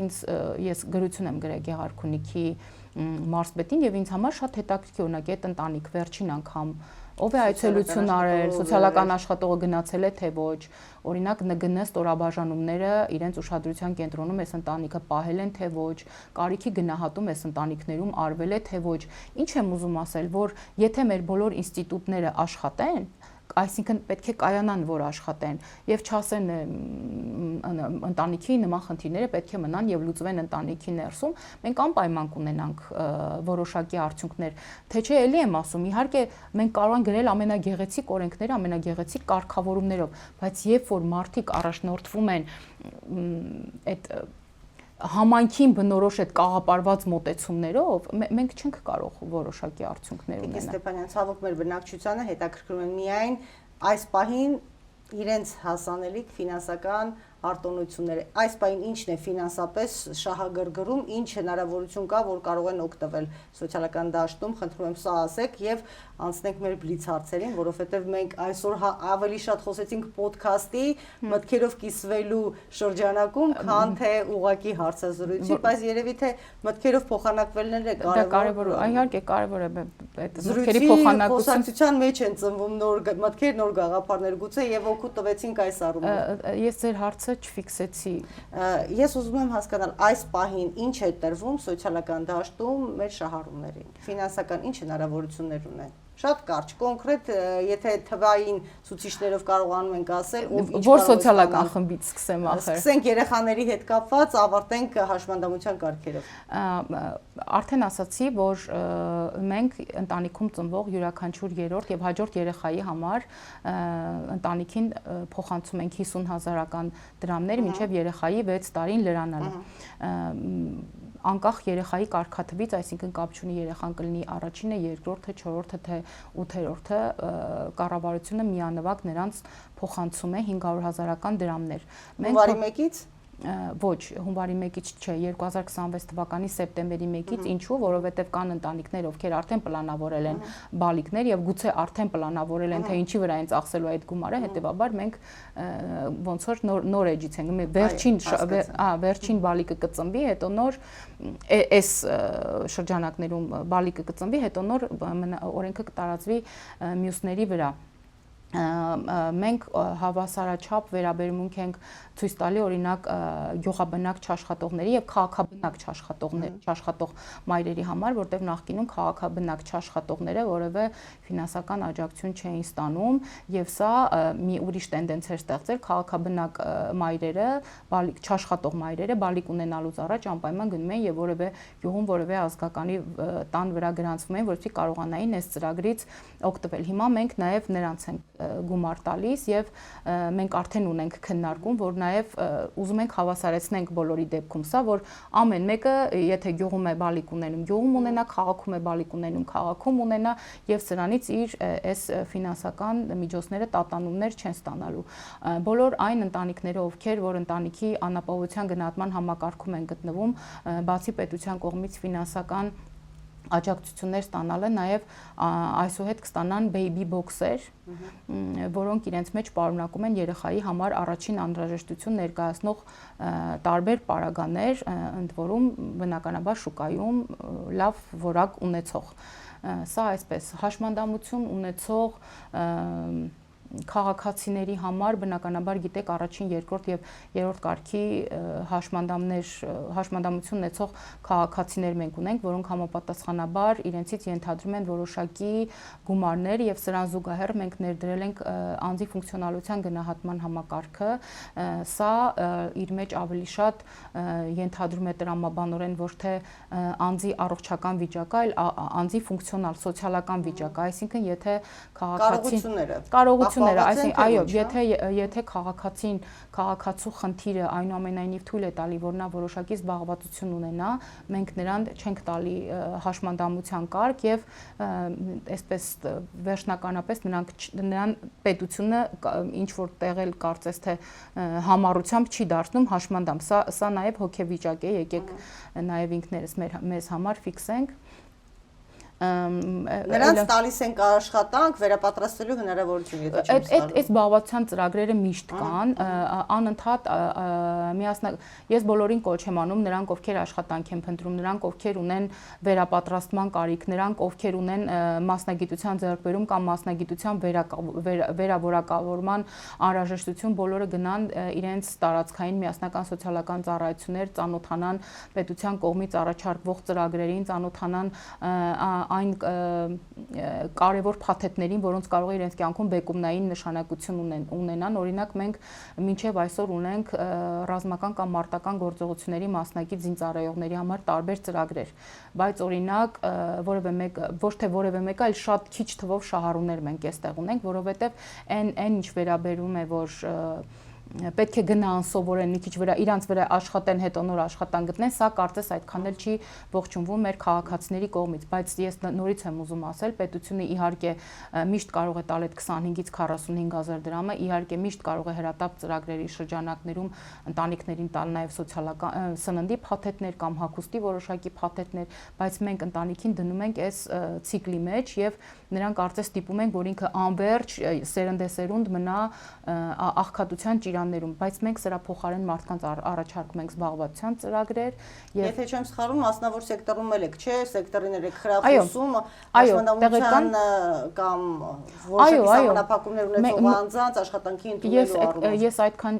չուզեցի մանրանալ, այո, մասնավոր սեկտորում եթե հաշմանդամություն ունեցող անձը ցանկություն ունի եւ գործատուն համաձայն է, որ նա աշխատի իր մոտ, ապա նրա հատուկ կարիքին համաձայն պետության միջոցների շնորհիվ կարող են նույնիսկ խելացի հարմարեցումներ անեն, այսինքն կլինի, որ պատճառը 1 կամ 2 հաշմանդամություն ունեցող քաղաքացիներն են, ովքեր գնում են այդտեղ, բայց դա կարող է դառնալ օրինակ հնարավորություն, որ ելի հաշմանդամություն ունեցող մարդիկ իրենց զբաղվածությունը գտնեն։ Պիտի կարծես թե համապատասխանեցնենք այո, խելացի հարմար մարդկանց համար, բայց սա ասեցինք ու տեղի չունեցավ։ Դե հիմա գուցե ամբասայլակի տեղ կա, բայց աստիճանների տարբերակում դրա համար փոփոխություններ են տեղի ունեցել եւ քաղաքաշինության ոլորտը համակարգող օրենքներում։ Դրա համար փոփոխություններ են տեղի ունեցել նաեւ հանրակրթության եւ կրթության մասին օրենքներում։ Այո, կարող են լինել օրինակ թեքահարթակներ, բայց օրինակ վերելակը հարմարեցված չլինի, կարող է վերելակը հարմարեցված լինի, թեքահարթակներն են, բայց օրինակ սանհանգույցները հարմարեցված չլինի, բայց ես ուզում եմ ասել, որ կարծում եմ նաեւ բոլորը կփաստեն, որ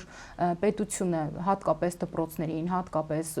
բուհերին այս միջոցները տալիս է, միայն պետք է որ գրավոր դիմում լինի, որ մենք ունենք այսպիսի սովորողներ կամ ուսանողներ կամ այսպիսի աշխատակիցներ, ովքեր ունեն այսպիսի հատուկ կարիք եւ կարիքից ելնելով բնականաբար պետք է լինեն խելացի հարմարեցումներ։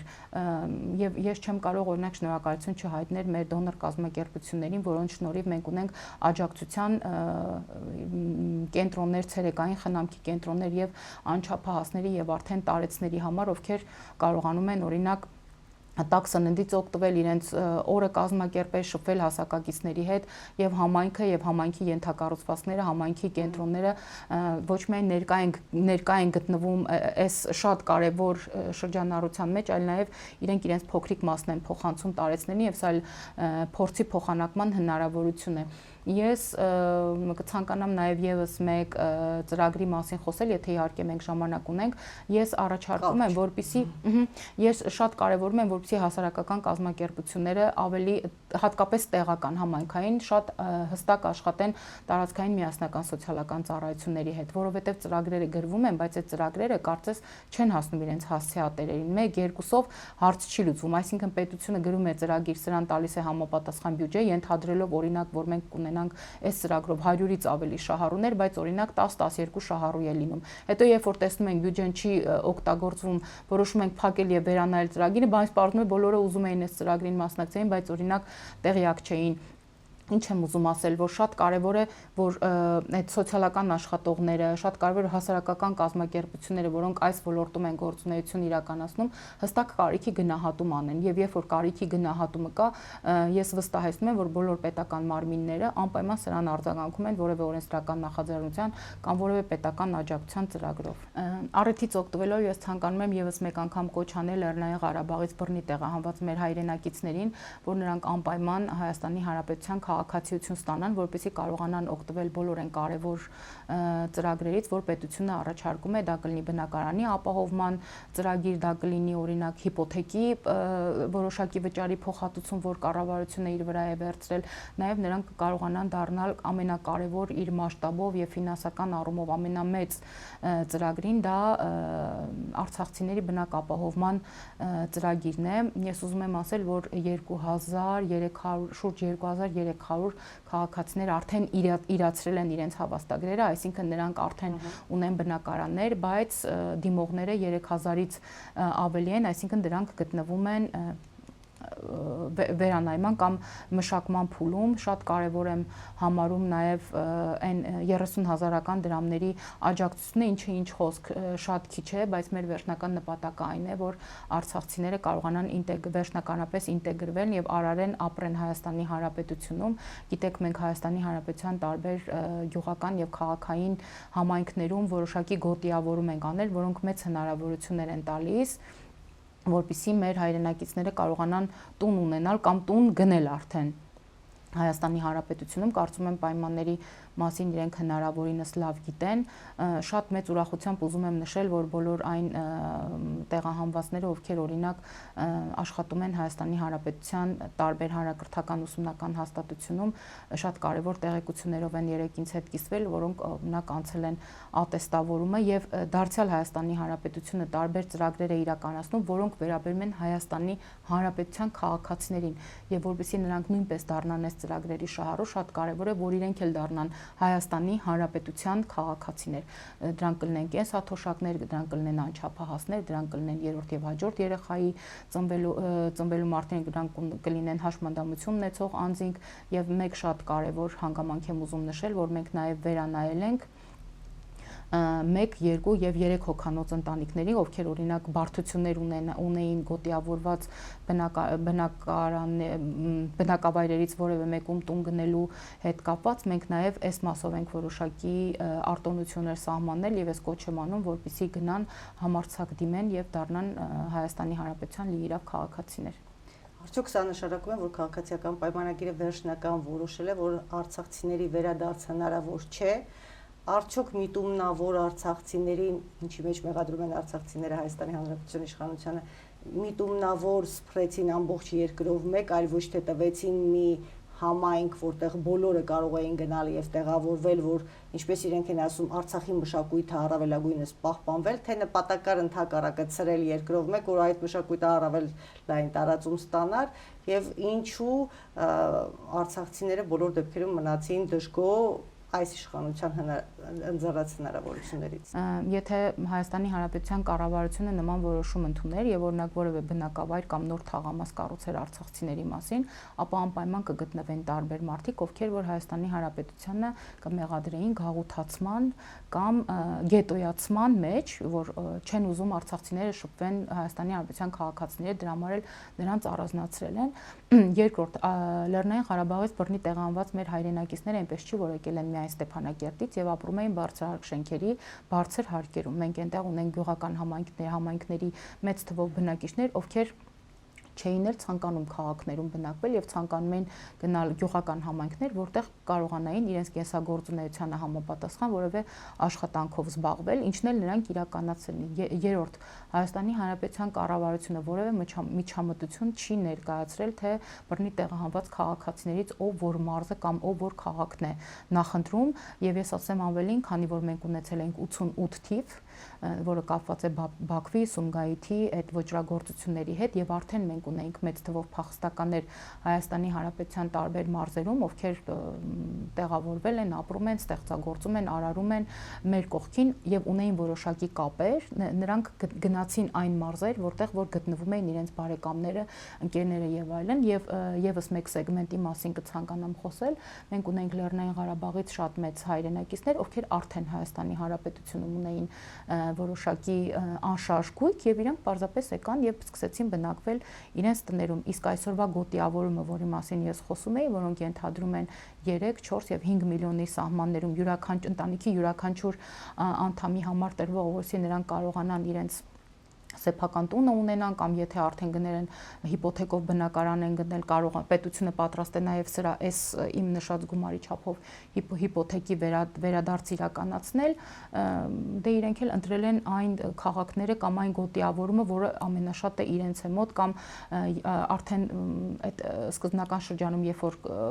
տեղահանվել էին մեր քաղաքացիները, երեխաներին մանկապարտեզ էին ուղարկել, շատ ընտանիքներ ուսանողներ ունեին կամ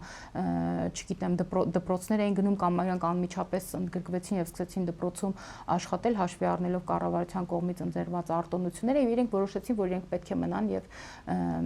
ապրեն այս համայնքում, այսինքն կառավարությունը այս առումով միայն ընդառաջել է մեր հայրենակիցներին նաև շատ բազմաթիվ բարոյահոգեբանական եւ սոցիալ-հոգեբանական խնդիրներ առաջացնելով խնդիրներին ընդառաջ գնալով, ինչ վերաբերում է ձեր կողմից նշված առաջին հարցին, որ իշխանությունները փակել են արցախցիների վերադարձը դեպի Արցախ, ասեմ, որ երևի թե գաղտնիք չեմ ասի, բայց այն պայմաններով, որով նրանք կարող են հետ վերադառնալ Լեռնային Ղարաբաղ, որևէ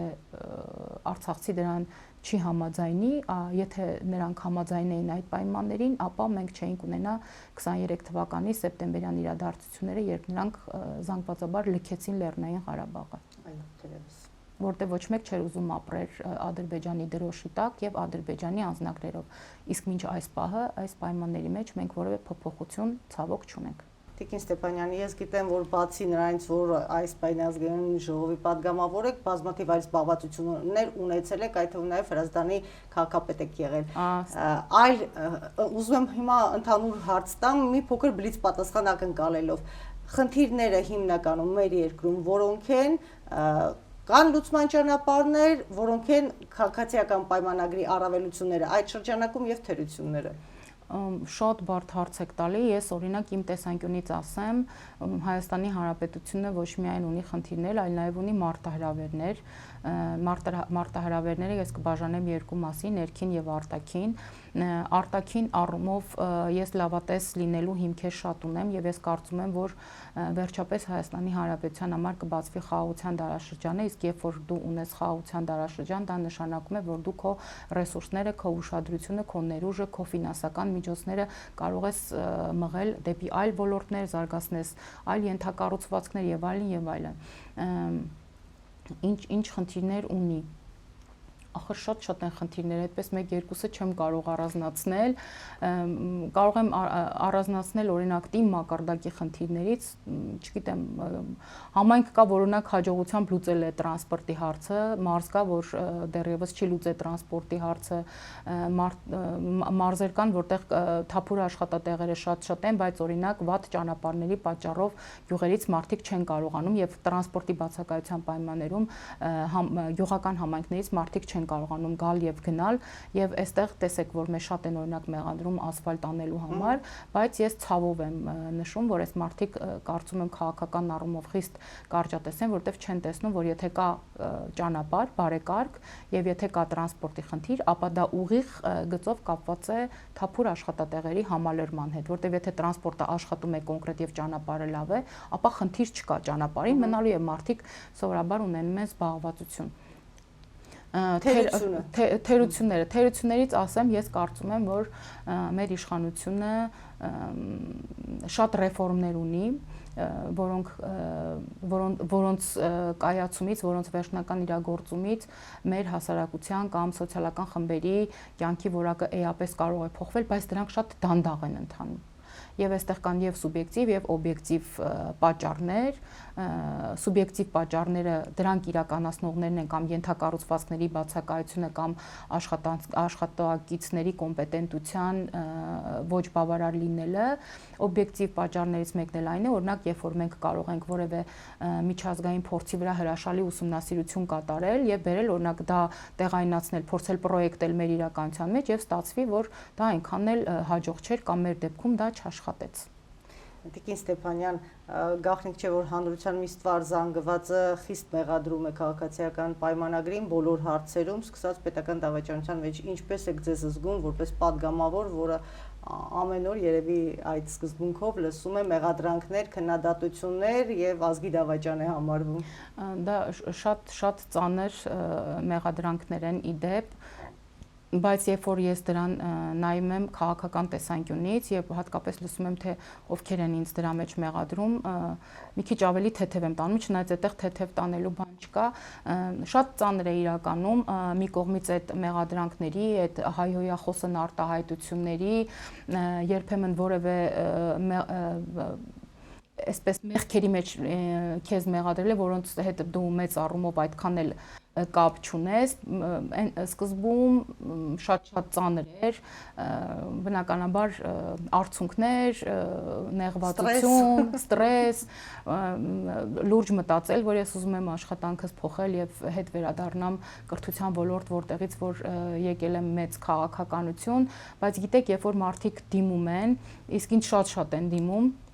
երևի դա նրանով է պայմանավորված, որ մարզի պատգամավոր եմ եւ ինձ ուղիղ ճանաչելով են մարդիկ ընտրում, երբ որ օրինակ չգիտեմ օրվա վերջին կամ շաբաթվա վերջին կամ որոշ ժամանակ անց գրում են, որ Լիլի ջան, շատ շնորհակալություն, ստացվեց, կամ մեզ ընդունեցին, կամ այս հարցը կարգավորվեց, կամ շնորհակալություն խորհրդի համար, կամ գնացինք մեզ ընդունեցին, կամ մենք ծանոթացանք այս ինչի հետ, ինչ համար շնորհակալություն, կարծես այդ ամեն ինչը ընկնում է եւ անգամ եթե 15 քաղաքացի քեզ մեղադրում են, չգիտեմ, պետական դավաճանության մեջ, բայց մի քաղաքացու մատից էլ դու կարողանում ես փուշ անել, կարծես այդ դրականը գալիս է եւ այն բացասականը ծածկում է, բայց ինչ խոսք 26 թվականին ես կարծում եմ մեզանից յուրաքանչյուրը իր աշխատանքի, մեզանից յուրաքանչյուրը ասելով նկատի ունեն ոչ միայն առանձին պատգամավորներին, ոչ միայն ազգային ժողովին, այլ նաեւ իմ քաղաքական թիմը նկատի ունեմ եւ նաեւ քաղաքական հայտ ներկայացնող այլ ուժերին նկատի ունեմ 26 թվականին կարծում եմ յուրաքանչյուրը կհնձի այն ինչ ցանել էր։ Շնորհակալ եմ։ Հուսով եմ 26 թվականին ճիշտ ընտրություն կլինի եւ այլևս ոչ ոքի ոչ մի հարցում չի մեղադրի, համենայն դեպս այդ աստիճան ծանրության առումով, որովհետեւ իրականում մեզ որպես ժողովուրդ եւ բնակչություն շատ դժվար է ամեն օր լսել փոխադարձ մեղադրանքներ եւ գնալ ինքնուրույն գործ անել, կապ չունենալ այդ ամեն ինչից կտրվել, համարել դե ոչ մի չեղավ, ամեն ինչ ապահով եւ ավանդակ է եւ գնալ հանգիստ ապրել աշխատել։ Այդպես չի լինում, այդ դաշտը եթե չմաքրվեց, ժողովրդի հոգեվիճակը այդքան էլ դրական առումով չի հոսի։ Համաձայն եմ եւ ես միշտ կատակով ասում եմ, որ ազգային ժողովի բոլոր մշտական հանձնաժողովի պատգամավորները այդպես էլ մնում են քաղաքական գործիչներ եւ միայն աշխատանքի եւ սոցիալական հարցերի մշտական հանձնաժողովի անդամներն են, որ դառնում են սոցաշխատողներ եւ շատ դժվար են նորից ինտեգրվում քաղաքականությանը, հանրային քաղաքականությանը եւ քաղաքական գործելավոճին, բայց հնարավորինս փորձում ենք զուգահեռել, որովհետեւ անհնար է լինել ազգային ժողովում եւ այդ